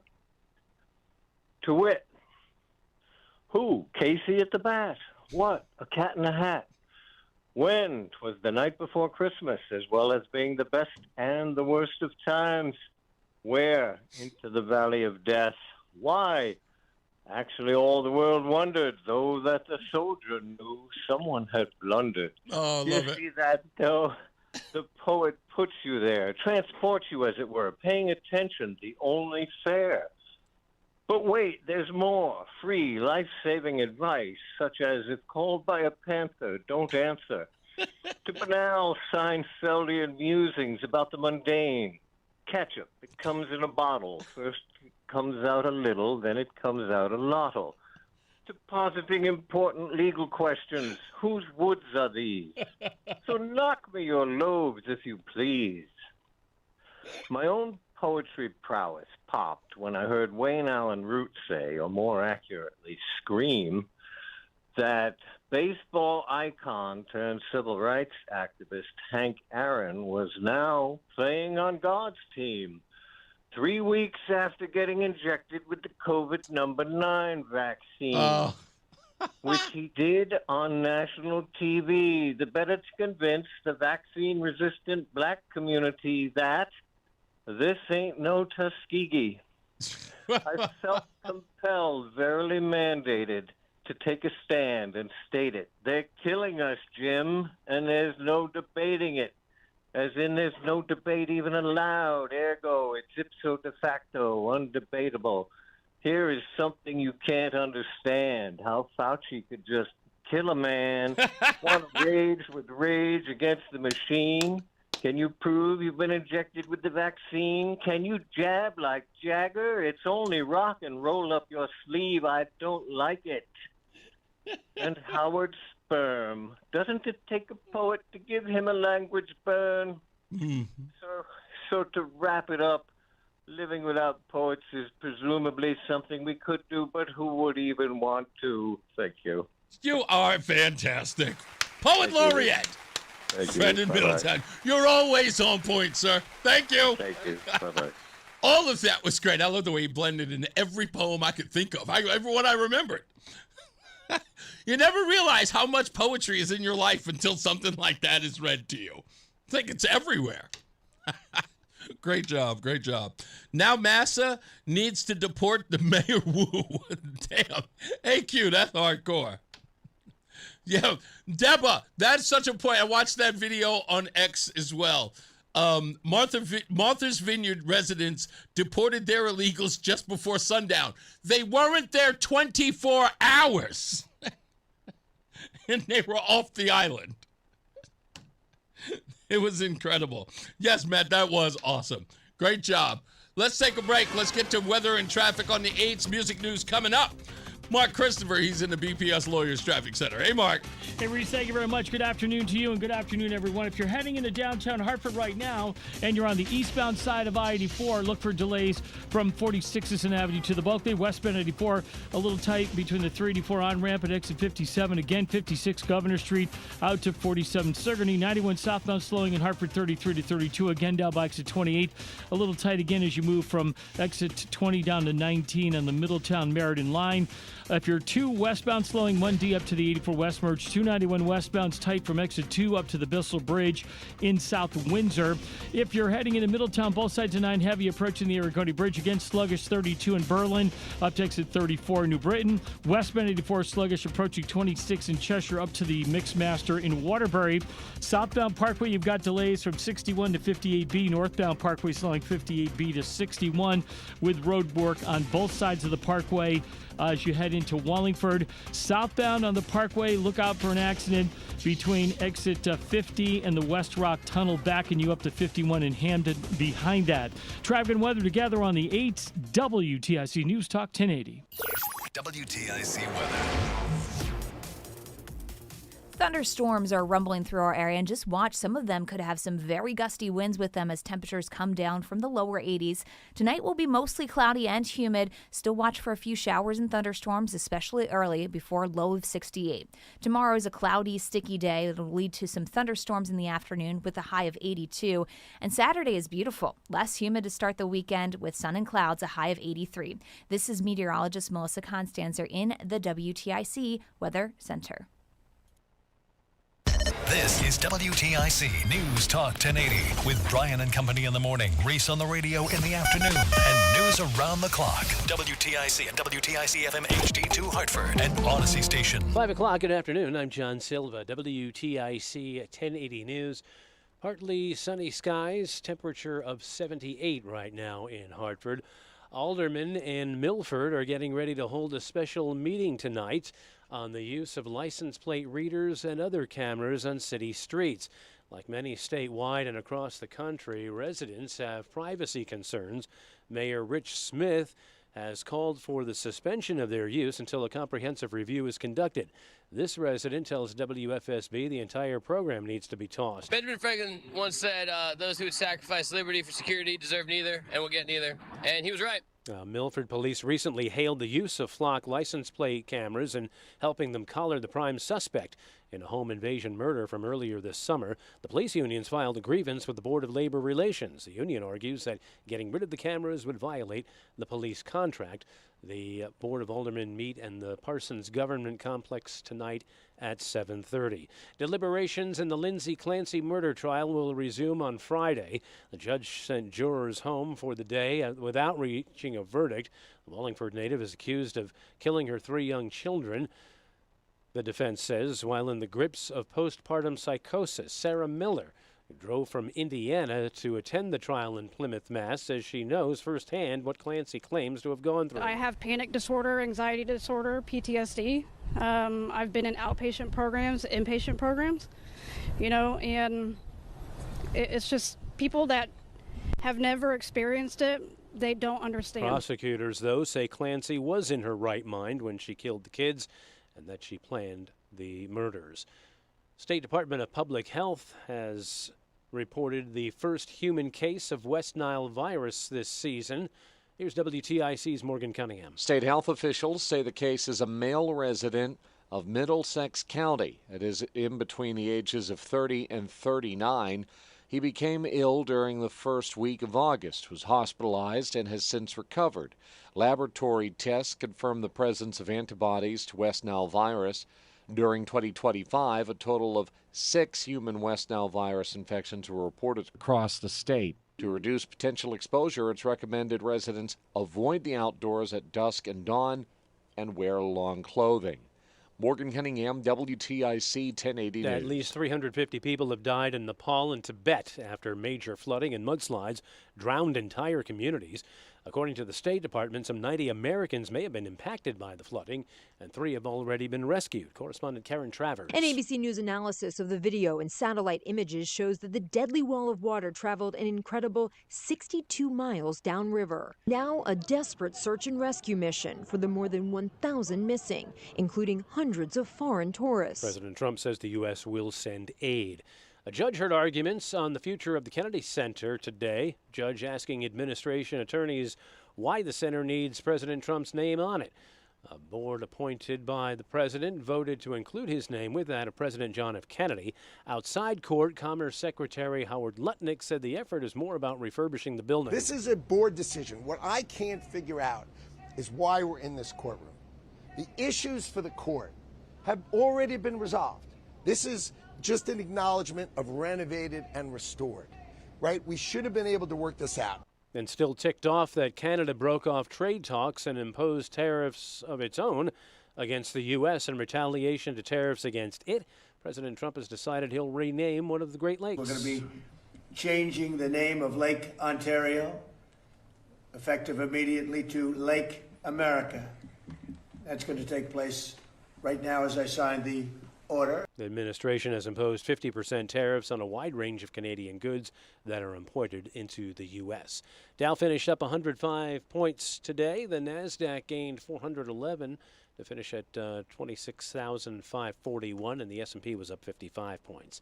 I'm John Silva, WTIC 1080 News. Brian Shackman here for Allaire Elder Law. You know, over the years, I've interviewed a lot of professionals, but every once in a while, someone just stands out. And I have to tell you, it's attorney Haley Allaire. My wife does not like any of this stuff, and we needed to sit down to prepare our future to make sure everything was taken care of. We met with attorney Haley Allaire and her team, and it was unbelievable. Not only did she empower us to learn about what we were doing, but all of our nerves and fears, she just took it right down because she put it all right in front of us and patiently explained everything. And in 2 meetings, we had everything all set. And now we feel comfortable and confident, not only that we have our act together, but also our children hopefully will be taken care of too. If you want that peace of mind, you have to reach out to attorney Haley Allaire and get that process started. They are unbelievable.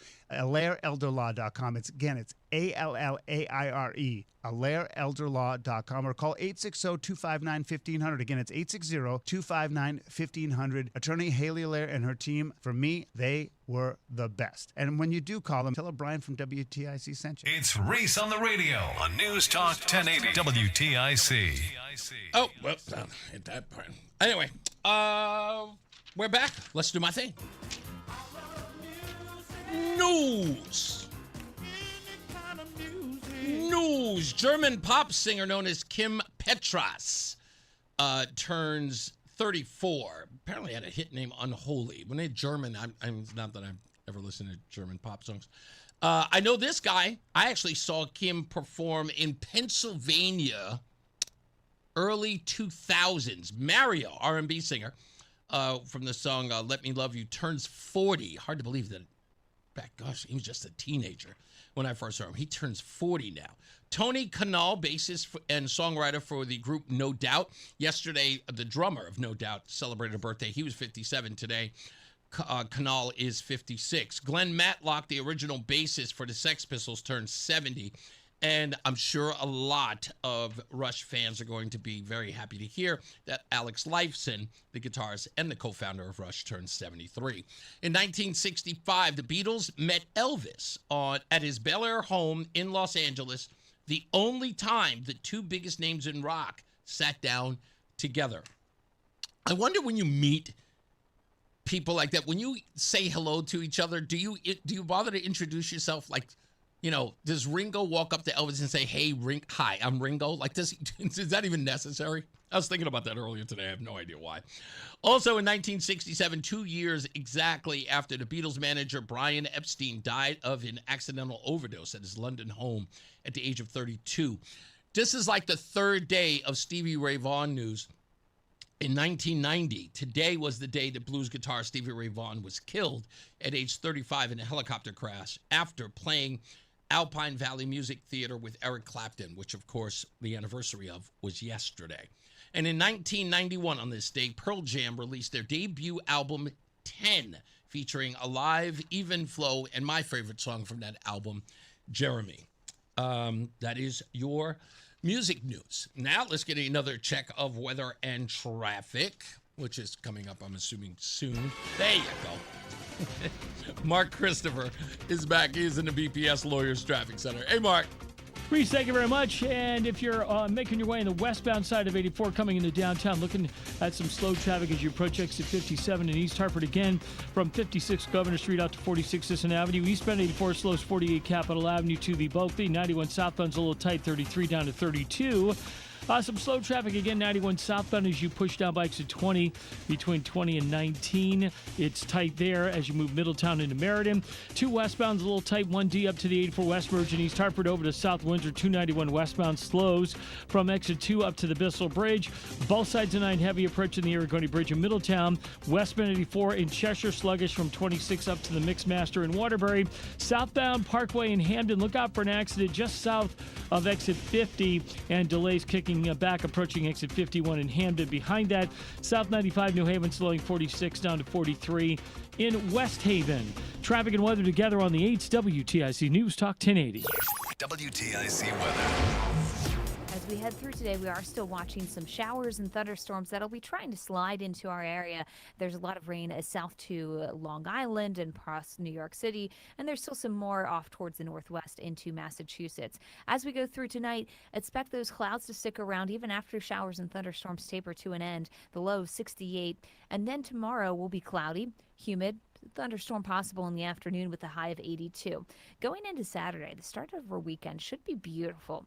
Less humid, sun and clouds, a nice start to the weekend. Like I said, a high of 83, but we're going to bring clouds back on Sunday with a shower in the area as we hit a high of 84. By Monday, it's mostly cloudy and still humid with a high of 84, but there will also be still some of those showers sticking around for the afternoon.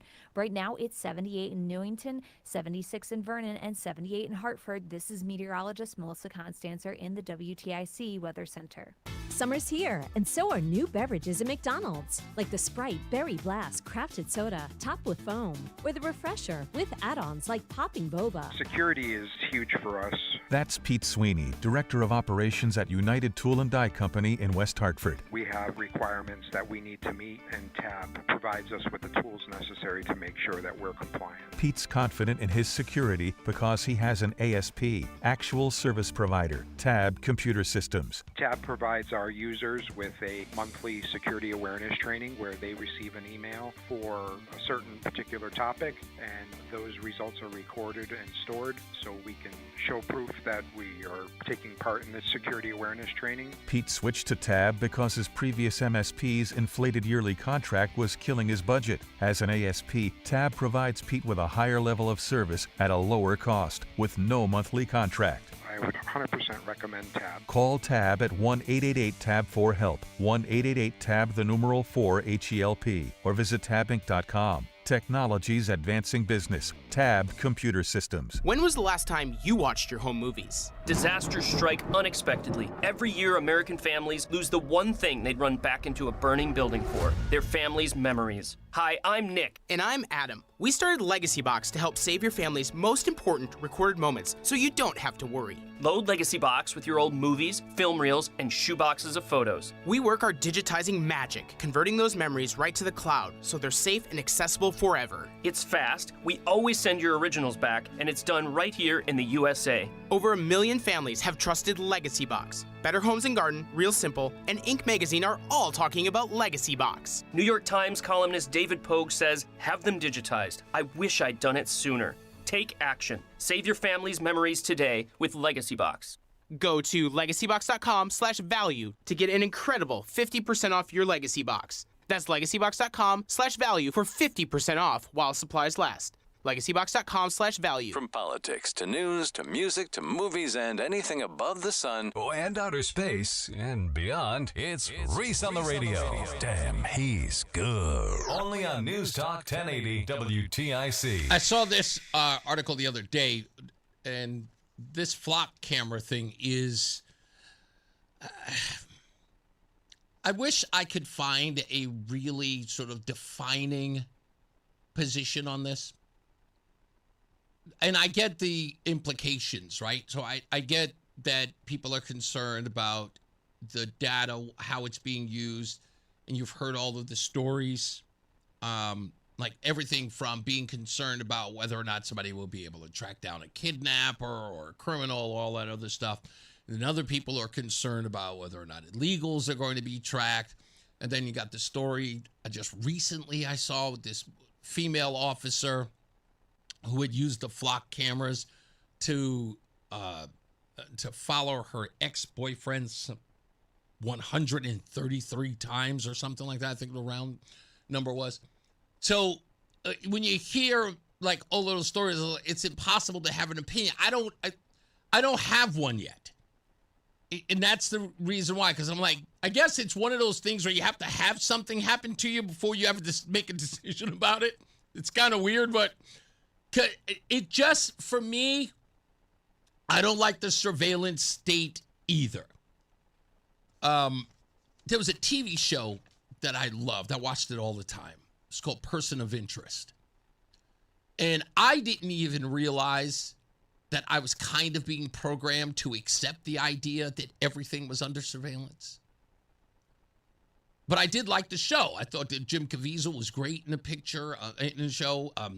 Even like, what was her name? Taraji P. Henson, who played the female cop on the series. I just thought it was a compelling TV show.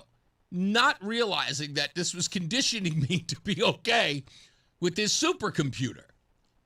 Not even looking at it critically, just kind of, I felt like the TV show was mind-numbingly entertaining. Like I didn't have to think about anything but the program.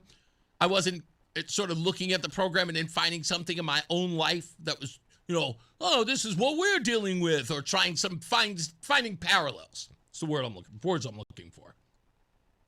So it's difficult. And this story I find interesting because in fact, I don't think that anyone's really talked about this. And this has to do with Meriden Mayor Kevin Scarpetti. And he said on WTNH's This Week with Dennis House in mid-August that the flock cameras were not coming to Meriden. And I guess this was said, mid-August. But in February, Meriden's town council, and that was, I guess, the way the story is written is before then, had voted 8-2 to authorize traffic safety cameras, speed and red light units that photograph plates, mail warnings, then tickets. And there were only 2 no votes, and those were from Joseph Scaramuzzo and Michael Carabetta. After the vote, the city was cleared to negotiate with vendors. A police sergeant is supposed to run the program, paid first from the ticket revenue. Let me see. The fine structure is 30 days of warnings, then $50 if you go 10 miles per hour over, and $75 after that. Target corridors already named include Broad Street and Memorial Boulevard toward the Berlin Turnpike. Excuse me. 2 school zones, heavy traffic pedestrian wrecks. The state DOT still has to approve the final plan. But this story is suggesting, and I got this from Mike Ortiz, who's talking about it, says that, many people in Meriden felt betrayed. And maybe I'm not getting it. So when I say I don't get it, I'm not saying that I don't understand people who have an issue with the flock cameras.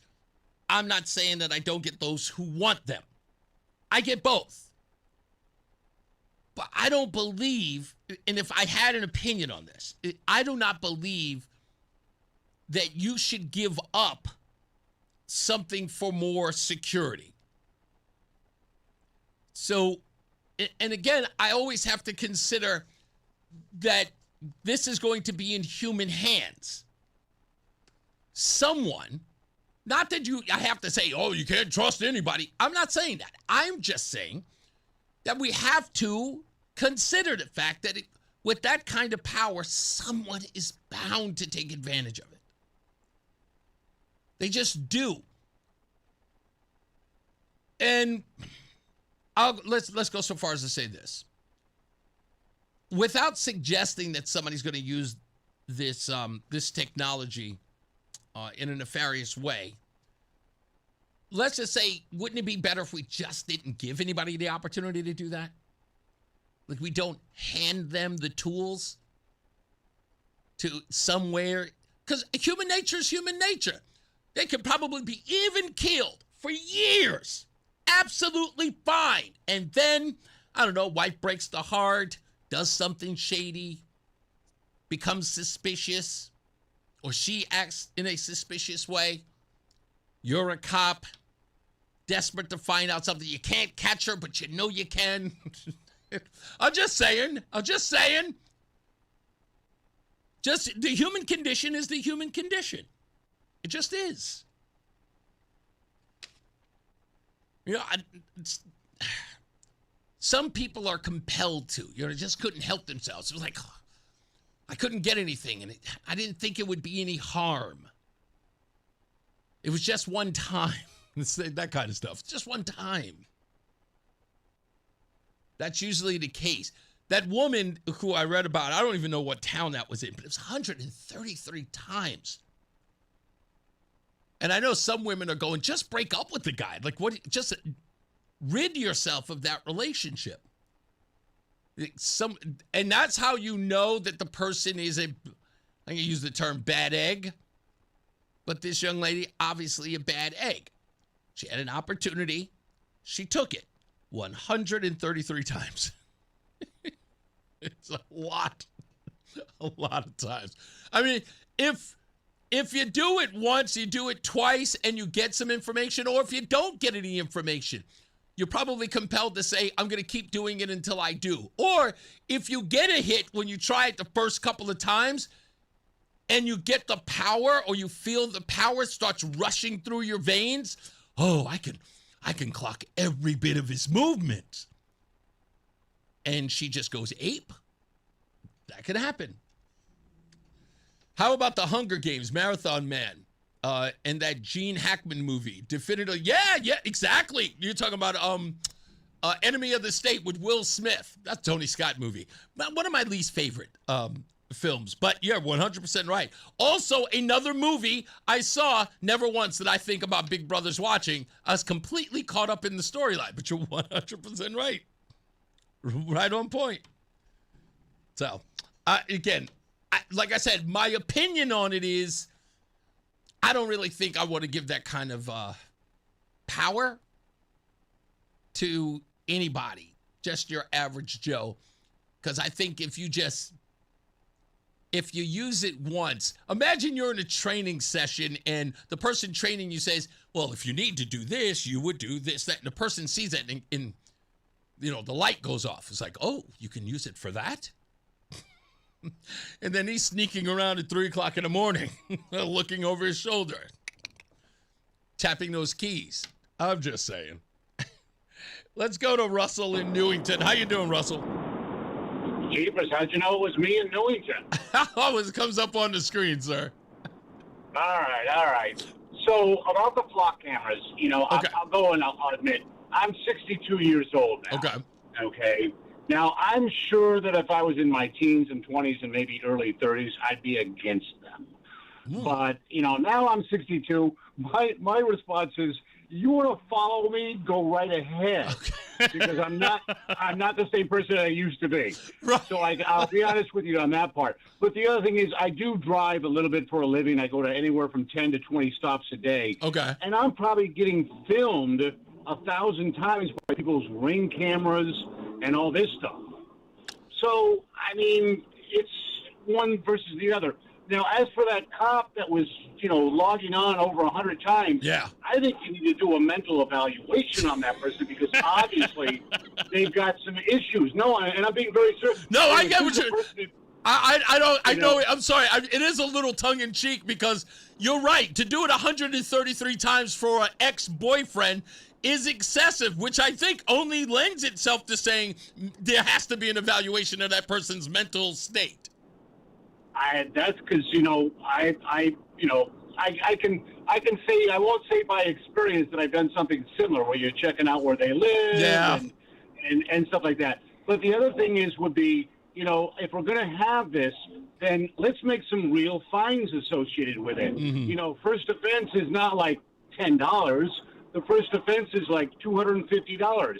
Anything after that goes up to $500, $750. Then people are going to think twice about abusing it. Right. Oh, wait a minute. Are you talking about somebody who uses the flock cameras, talking about behind the scenes? Right. Yeah. If Okay. they get caught, they get wailed on. Yeah. Enough of this, we're going to give them a slap on the wrist, which is probably what this lady's going to get. Right. Well, when she was getting a $750 ticket, or fine, she might have thought twice about it. Well, you know what? It's an interesting thing that you're talking about. I don't know if you were listening. You remember when we were talking, well, you may remember, we were talking about the Melissa Ramirez woman who, in the car accident, killed the police officer Cooper Whiteside and his girlfriend, Brittany Islami. And we were talking about the program that the police officers use inside their cruisers. It's called NCIC Connect or something like that. I think it's called Connect. Anyway, in your cruiser, you put in the information that the person gives you. So if I say I'm John Smith, they go into the system and they can find your driver's license, a physical copy of your driver's license, so they can see your picture. They can also find out if you have any warrants or, you're this, that, and the third. Fine.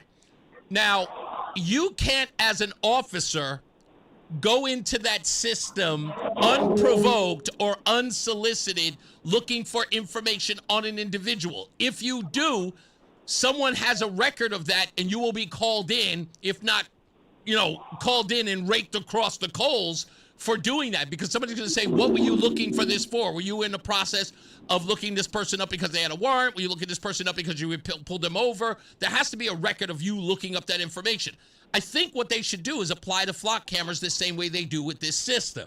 That you can't just inadvertently go in your system when you're bored one day and go, let me look up this random person on my computer. Right. And I agree. I think they should, number one. But here's the bottom line is this. This is my opinion. And that is that I would rather be filmed 1,000 times, but if they can catch a child that's been abducted because of these cameras just once a year, I'm all for it. Yeah. I mean, that's, that has been one of the strongest arguments that law enforcement has been making about these cameras as of late. I mean, in fact, most of the press conferences I've heard from officers who are getting backlash about the flock cameras, when they come to the podium, they often their messaging has always included people who have been kidnapped or abducted, for that matter, and how these flock cameras have assisted them in finding lost people. Yeah, I mean, like I said, I think if I'm a drug dealer or I'm driving drunk or I'm doing stupid stuff, I don't want flock cameras. Yeah. But you know what? I'm not against it. I don't really, it's going to be watched anyway. Eventually they're going to have satellites that are going to watch and, see what you're doing anyway. Yeah. I think you make a good argument. I think it's a compelling debate when you say you're being recorded anyway because people have Ring cameras. And it's true. We have actually seen events happen that have been covered by the news that were caught and captured live on people's Ring cameras. Even explosions, for that matter. Like I remember recently in Pennsylvania, there was a plane crash where the actual impact was caught on a Ring camera at someone's door. Yeah. So, I mean, it's true. It is kind of a surveillance state. But that's why I said I think that's why I'm not sure whether or not I have an opinion on it. or what opinion I have on it. Great call, man. Thank you, sir. All right, Reese. You got it. All right, we'll take a break. I promise we'll come back. Stay on the line. I want to hear, because I know this is obviously one of those things that people want to talk about. And I want to hear from you. And we'll talk about it in a bit. 860-522-WTIC, 860-522-9842, for or against the flock cameras. I mean, again, like I said, I don't know. That the Ring camera thing, is it everywhere? I almost feel like everybody has a Ring camera, or some, Nest is another one. There's so many different brands that are out there now, but everyone kind of has one. And you could, surveil anybody just to surveil. I'm all the way here in Connecticut. In my home in Texas, I can, like right now, I can see whoever's walking. I get an alert. It's walking down my block. And it's like it's almost like I'm watching my home on TV. It's weird. Anyway, let's get another check of traffic and weather. Mark Christopher. He's back. He is in the BPS Lawyers Traffic Center. Hey, Mark. All right, Reese, thank you very much. Well, if you're heading westbound side of 84 into Hartford, you got delays approaching 57 in East Hartford. Again, 56 Governor Street out to 45 Flatbush Avenue. Eastbound 84 locked up, approaching 46 Sisson Avenue into the tunnel. Southbound 91's a little tight at 28 on the Hartford Weathersfield line. Again, some sluggish traffic from 20 Country Club Road down to exit 19 Preston Avenue in Meriden. If you're traveling 291 westbound, delays from exit 2 up to the Bissell Bridge in the construction. 2 westbound slowing 1D up to the 84 West merge. South 9 a little tight at the Aragoni Bridge in Middletown. Westbound 84 sluggish 25 in Waterbury up to the Mixmaster. Heading southbound on the Parkway, you're tight in Hamden 51 into the West Rock Tunnel. And if you're traveling northbound on the Parkway, you got that construction in Wallingford slowing from exit 58B up to 61. Southbound's tight from 61 down to 58B in Wallingford. Traffic and weather together on the 8th WTIC News Talk 1080. WTIC weather. Showers and thunderstorms will be skirting through our area through the rest of today, and that does mean there could be some damaging wind threats with these. So be on the watch for them as they continue to move through this evening. Later on tonight, they'll die down as we hit a low of 68. There still will be some clouds around, so if you're trying to see that lunar eclipse, it might be hard. Tomorrow will be cloudy, humid, still a thunderstorm possible for the afternoon with a high of 82. Tomorrow night, we're partly cloudy, a low of 61. And then the weekend is the payoff for us. Saturday is less humid, sunshine and clouds, a high of 83, really just a beautiful day. Going into Sunday, will be mostly cloudy with a shower still in the area, a high of 84. By Monday, we'll stay mostly cloudy and humid. Watch for another shower or two moving through the air with a high of 84. And there will still be more rain chances in the forecast as we go through the middle of the upcoming work week. This is meteorologist Melissa Constanzer in the WTIC Weather Center. And now, a WTIC news update. It's 5:30, 78 degrees in Hartford. Good afternoon, I'm John Silva. WTIC 1080 News, another day of ice roundups in Danbury. Activists say the agents are arresting people at will. Homeland Security, in a statement this week, said those who are in the U.S. illegally will have to face the consequences of their actions. City officials in Milford are holding a special meeting tonight. At issue are speed, red light, and license plate reader cameras that have generated plenty of controversy across the state and country. Mayor Richard Smith is calling for a pause in the installations in order to address oversight. Tonight's meeting is scheduled for 7:30 at Milford's Parsons Government Center. Man facing charges of animal cruelty in Ledyard. Police say he killed a cat. Travis Hyde is charged. Groton police say he told them he killed the cat while talking to them about an unrelated topic. Someone confirmed that Hyde accidentally drowned the feline, and again, he's facing cruelty to animal charges. Jury has begun deliberating in the murder trial of Lindsay Clancy. They were sent home around 4 this afternoon without having reached a verdict. The Wallingford native accused of strangling her 3 children in a case that's drawn attention to postpartum mental health. Clancy has pled not guilty by reason of lack of criminal responsibility.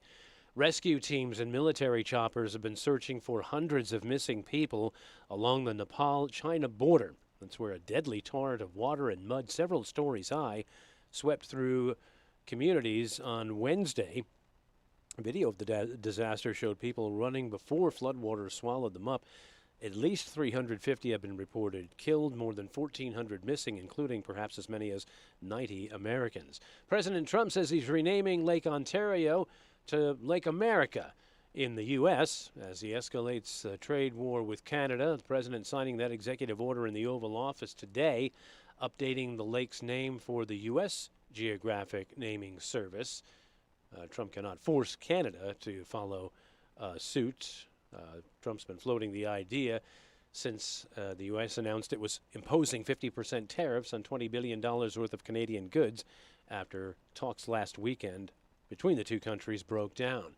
On Wall Street, the Dow picked up 105 points today. The Nasdaq was up 411, and the S&P gained 55.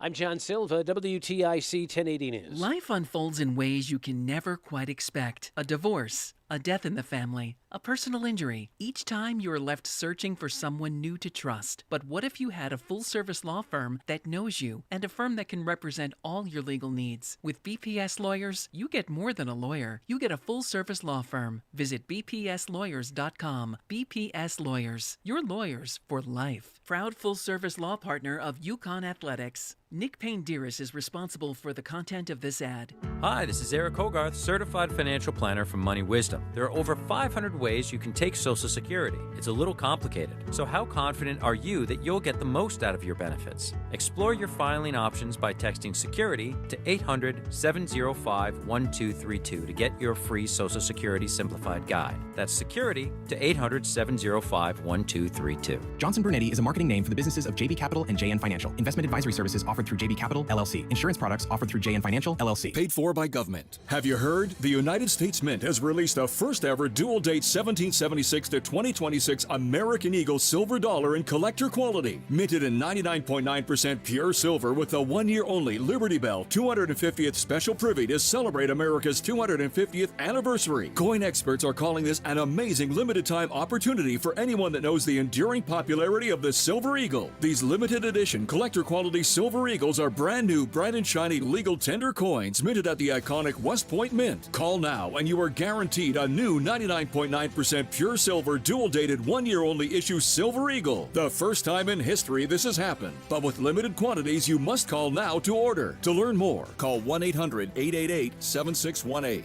If you order now, you'll receive a free collector bonus of $50 value free with every order. Call 1-800-888-7618 now to secure your new 2026 American Silver Eagle before they are gone. The Odyssey app lets you jump back to the moments you missed from WTIC News Talk 1080. Download the free Odyssey app, search WTIC News Talk 1080, and tap earlier today to get started.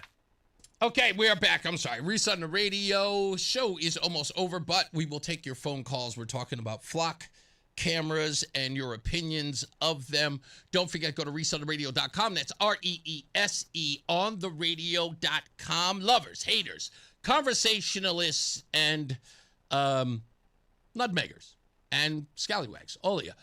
Go to reeseontheradio.com. Send me a message. I always love hearing a note, even if the hate mail is my favorite. But if you got something to say, and again, it's going to sound weird. I like mail. I like when people send me a message. I like reading them. It gives me a perspective, and people send me stuff like, places they want to invite me. I'm going to the Jazz Festival this weekend. People invite me, of course, as you know. I went to the Peach Fest or Festival. A lot of things that I go to. So you go to reeseontheradio.com. You can comment or send me that information there. Now, you can also go there and download the app, the Reese on the Radio app, right at the top of the page. And you can do all of that from your smartphone if you're not on your laptop or PC. But download the app, and you also get a news ticker there. So it goes right across. It's always updated, so new news goes through. I think it's like every 4 to 10 minutes, somewhere 5 to 10 minutes, new news will come up on there. So, the ticker's going. Somebody actually left me a message and said they really liked the ticker. Thank you. I appreciate that. And make sure you also go to reeseontheradio.com. Friend us. Oh, and congratulations to the Reese on the Radio YouTube page. I just got an alert that we now have over 1,000 subscribers. Now, I'm only mentioning this because somebody made fun of it a couple of months back when we were very early in the show. Somebody said, he's only got 600 YouTube subscribers. And I went, yeah, and I thank every one of them. I remember when it was 7. it grew. I'm appreciative of every person who decided to subscribe to the channel. Anybody, especially those who, there are thousands of them on Facebook, on both the channel and the Facebook page, Instagram, and TikTok, which I barely even go to because I kind of feel like I'm too old for it. But yeah, we appreciate all of them. So YouTube, thank you, all of you. And when we come back, I will read comments and take your phone calls on the flock camera. So stand by for all of that. Yes, I really do appreciate that. You know, one follower at a time, you know, or subscriber in this case. I don't really like the word follower. It's much like I don't like the word fan. I like supporters, people who support the show. We appreciate you supporting. Go to ReeseOnTheRadio.com. We're going to wrap this up in a bit. And also want to thank Jerry Puya for bringing in another dozen bagels. You would think I eat way too many of these, by the way. But he keeps bringing them, so I'll keep eating them. Let's get another check of traffic and weather. Mark Christopher is back. On the 8th, he's in the BPS Lawyers Traffic Center. Hey, Mark. Hey, Reese, thank you very much. Well, 91 southbound, just a little tight by exit 28 on the Hartford Weather Shield line. A little sluggish again between 20 Country Club Road and 19 in Meriden. If you're traveling on the westbound side of 84, slowing in East Hartford, approaching 57. Again, 56 Governor Street out to 45 Flatbush Avenue. 84 eastbound, slowing 48 Capitol Avenue. Into the tunnel in Hartford. 2 westbound's a little slow as you merge with 84 west in East Hartford. 291 westbound, slows exit 2 up to the Bissell Bridge. If you are heading into Waterbury, westbound 84, sluggish traffic 26 up to the Mixmaster. Southbound on the Parkway, look for slow traffic from exit 51 in Hamden into the West Rock Tunnel. Also, look out now for an accident. Looks like that is 91 northbound.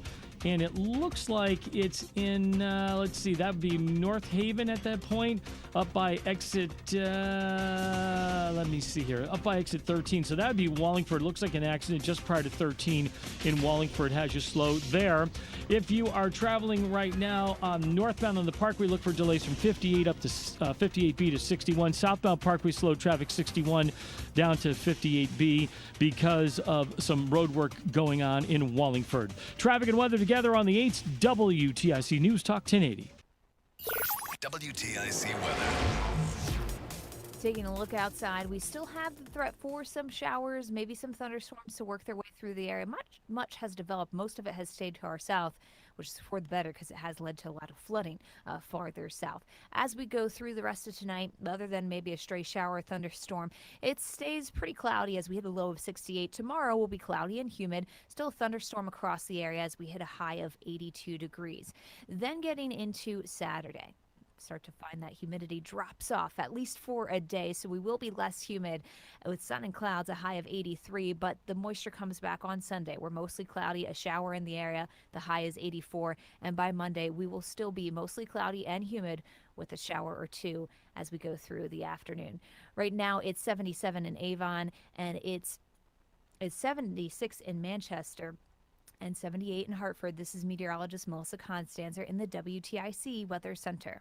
Join us this Sunday for Tumalo Financial, your go-to for retirement planning and taxes. Tune in to the father-son duo from 7 a.m. to 8 a.m. or catch replay from 5 to 6 p.m. Tumalo Financial, retirement planning with integrity on WTIC News Talk 1080. Gear up this fall with the new All-Pro battery by Steel. Tackle any task with 60% more peak power. Exclusively available only at your local Steel dealer. 60% peak power comparison between AP300PC and AP300S. Hi, I'm Chuck McDowell, the timeshare cancellation guy and founder of Wesley Financial Group. And I want to set the record straight. I am not an attorney. I've never wanted to be an attorney. And the truth is, I really don't even like attorneys. If I sound like an attorney, I'll apologize. But what I've learned in my 15 years in the timeshare cancellation business is you don't need to be an attorney to get folks out of their timeshare. After 15 years and over 50,000 cancellations, I can tell you with confidence, we know how to get you out of your timeshare. Call us today and we'll send you our timeshare exit guide absolutely free with all your options for cancellation. Attorneys, this was meant to be funny, so please don't sue me, especially my friend Kenneth from Black River Falls, Wisconsin. Call now for your free timeshare exit info kit. 800-838-6767. 800-838-6767. 800-838-6767. Finding great candidates to hire can be like, well, trying to find a needle in a haystack. Sure, you can post your job to some job board, but then all you can do is hope the right person comes along. Which is why you should try ZipRecruiter for free at ziprecruiter.com/free. ZipRecruiter doesn't depend on candidates finding you. It finds them for you. Its powerful technology identifies people with the right experience and actively invites them to apply to your job. You get qualified candidates fast. So while other companies might deliver a lot of hay, ZipRecruiter finds you what you're looking for. The needle in the haystack. See why 4 out of 5 employers who post a job on ZipRecruiter get a quality candidate within the first day. ZipRecruiter, the smartest way to hire. And right now, you can try ZipRecruiter for free. That's right, free at ZipRecruiter.com/free. That's ZipRecruiter.com/free. ZipRecruiter.com/free. ZipRecruiter. What's up, everybody? You know who it is. You know who it is. You know who it is. It's Reese on the radio. Frederick Douglass of the 21st century. It's WTIC News Talk 1080. Did we get a warning that we couldn't play it anymore? Okay. All right. We're about to get up out of here. We're taking some final phone calls here on the flock camera issue. I want to read this. Simsbury Joe just wrote this to me. He says, flock camera abuses require jail the first time. What people don't realize is that the politicians have the ability to set down ironclad laws, which would prevent abuse, but they do not do that purposely, so that way the data can funnel to different areas of government, and they are not held responsible. It's the politicians that need to go to jail as well. If you do that, they will set up laws that will protect people, but they purposely leave these wide open, so that way they can point the finger at the crazy police officer or the unknown vendor that happened to get a data feed, while they're the ones that could have created a law that closed all of those opportunities for abuse. That is, again, it is the abuse part that I'm concerned about. I mean, without a doubt, I think that's what everyone's concerned about. Let's go to George in Suffield real quick. How are you, George? What's going on, brother? What's up, man? Hey, you were just talking about hate mail. Yeah. I love hate mail too, man. I wish I got more of it. I don't. It's motivation, my friend. Do you ever get anything like Uncle Tom? Because every time I tell someone I'm a Hispanic conservative, they tell me I was raised wrong. It's great. Sorry. Oh no, dude. No. The fact that you're Hispanic and they call you Uncle Tom. Can you not be like Uncle Tomas? Like, I don't know, maybe, man. But I'm telling you, they do it in public. Yeah, they do. They have no shame. Among people. No shame. Listen to me. This is what I was saying this earlier at the beginning of the show. I said, people talk about, racism against black folks. There is nothing compared to the racism you get if you are a minority conservative. Nothing compares, because again, it is twofold. It is this idea that suggests you are either outside of the race or you are not even an anomaly. An anomaly is a positive word, right? There's no pejorative in calling you an anomaly. It's almost like calling you a reject. That's true. And we could spend all day on how there's absolutely no one more vindictive and racist than a staunch liberal. But I digress. Flock cameras. So, I actually brought up flock cameras a couple months ago. Okay. And I'm glad to see that they caught on. And I was actually at a town meeting in East Lyme a couple of nights ago. Okay. And I'm going to tell you something. That room was probably 3/4 them to 1/4 R. And I noticed, and it was I actually decided to stand up and chime in on it, even though I'm not an East Lyme resident. Right. I noticed that I said, look, everyone clearly in this room is against this because they were forming a community organization to deflock East Lyme. And I'm kind of paraphrasing there. Right. And I said, everyone has clearly already checked their politics at the door and is already working together in common cause. Ain't that wild? That's worth mentioning. That's worth observing. And that's actually worth applauding, because I understand, dude, believe me, I understand that there are very good arguments for these things. But I think it's kind of just a case of it's the straw that broke the camel's back, right? Right. Because flock cameras are just like Kleenex. It's a name brand. Mm-hmm. But the point is that these are these are cameras that go up with very surreptitious permissions from either PDs or maybe some local DPWs, things of that nature. Right. And they get paid. They get money on a monthly basis. They get contracts from said municipalities. Mm-hmm. And actually, one lady in East Lyme said that she went to sleep one night and there was no flock camera pointed at her driveway, and she woke up the next day and there was a flock camera pointed at her driveway. Yeah.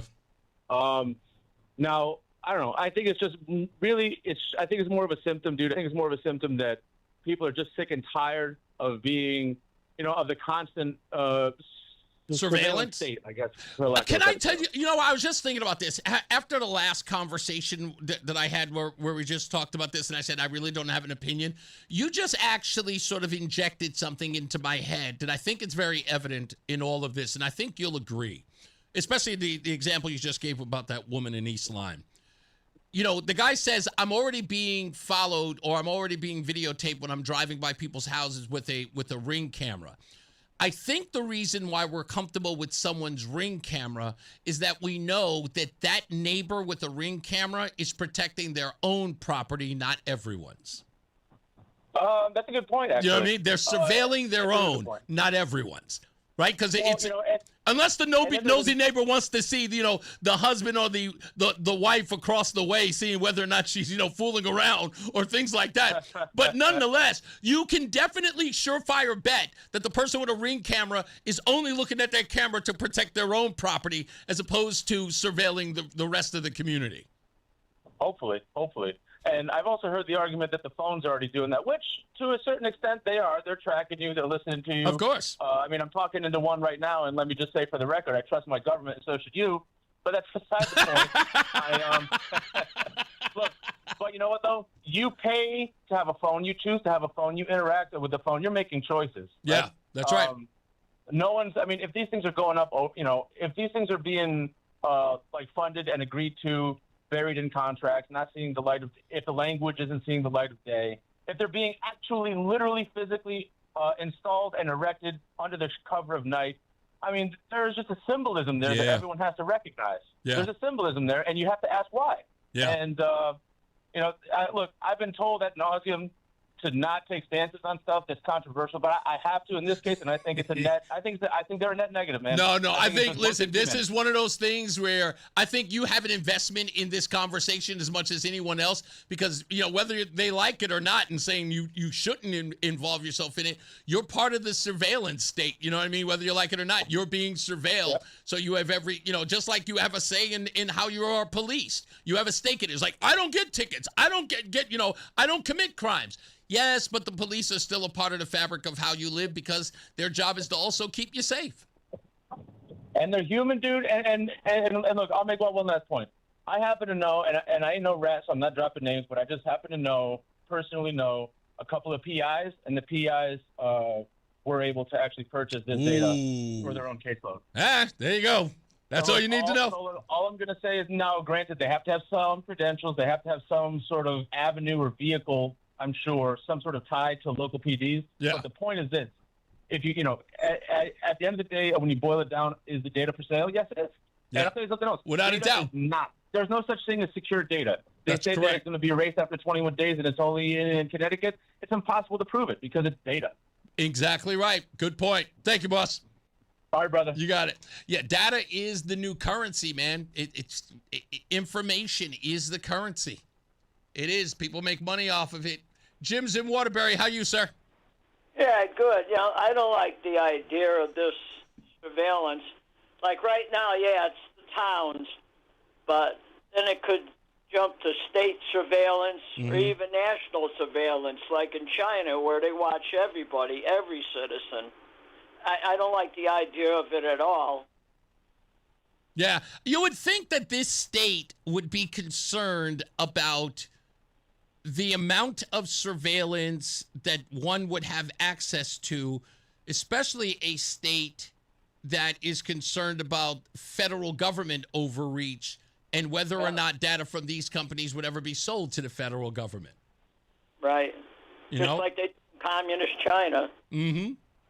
Yeah, I mean, considering the way in which they feel about the Trump administration, I would never. I mean, I couldn't imagine William Tong or Governor Lamont ever giving license to the Trump administration to have access in that way into their communities.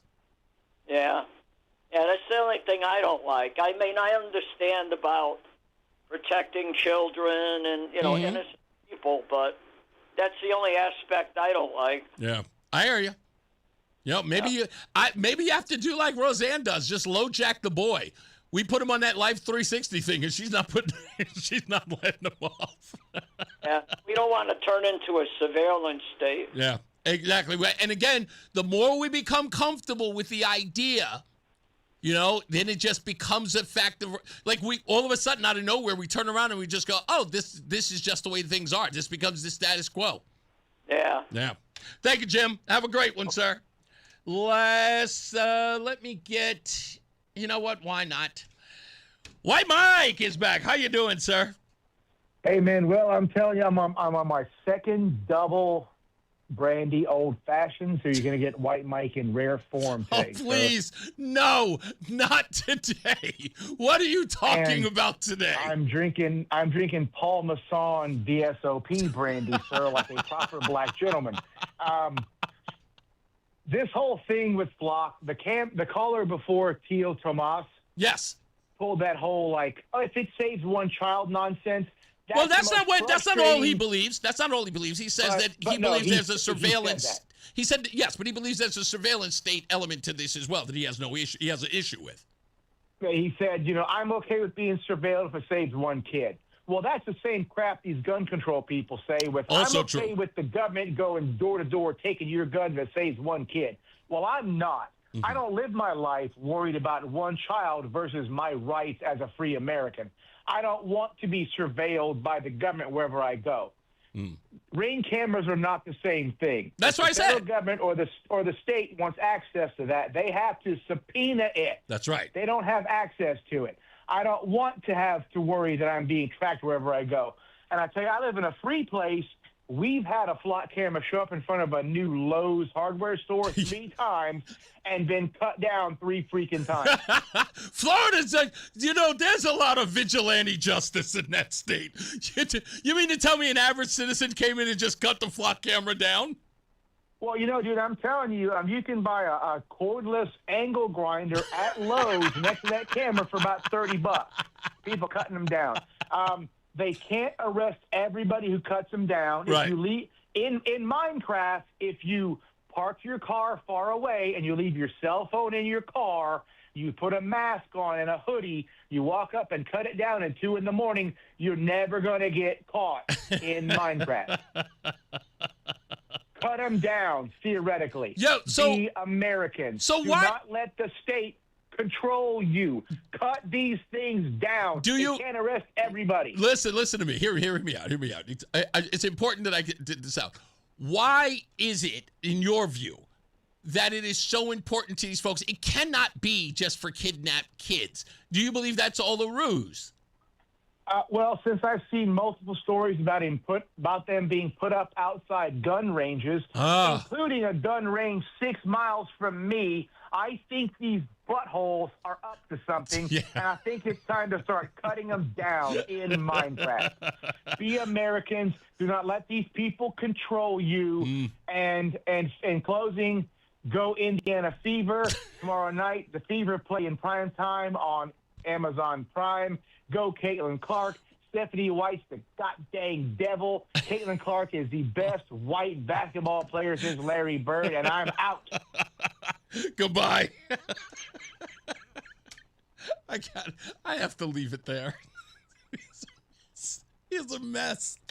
Never call him when you're drinking. White Mike is insane. Like I said, I get the whole surveillance thing. And again, Ring cameras. You're surveilling your own property. That's what I would tell everybody to do. Just get your own Ring camera. Stevie V says, do you know by law your employee has cameras, they need to give written notice to employees Not true. You can get caught camera everywhere. The police will check stores for camera footage. Yes, that much they will do. They will. Listen, if you're cutting them down in the parking lot of Lowe's, somebody's going to see you do it. He said they can't arrest everybody. Well, they can arrest some of you. That's all I'm saying. Police can't run. Lori says it's Orwellian. I agree. Zap says too old for TikTok, too young for Peach Fest. I'm for Flock. Keeps people accountable. There are cameras everywhere besides Flock. Also, your cell phone knows where you are at all times, and police can access that info if they really want to. Now, look, I'm not going to lie. I kind of like the idea that, I could go into my phone and find out where I've been over the week. Like if I have to find an old dress that I went to. So, but I like having that control, not everybody else. All right, let me get out of here. As I always say, radio is free, so we thank you for paying attention. Remember to keep JC in your hearts and in your minds. Sean Patrick, we love you and we miss you. Remember that panic is not planning, so plan your work and work your plan. Me, I'm Reese on the radio. You have a good night and pleasant tomorrow. We'll see you back here at 2 p.m. Wow, it's Friday. This week didn't go by fast, and I like that.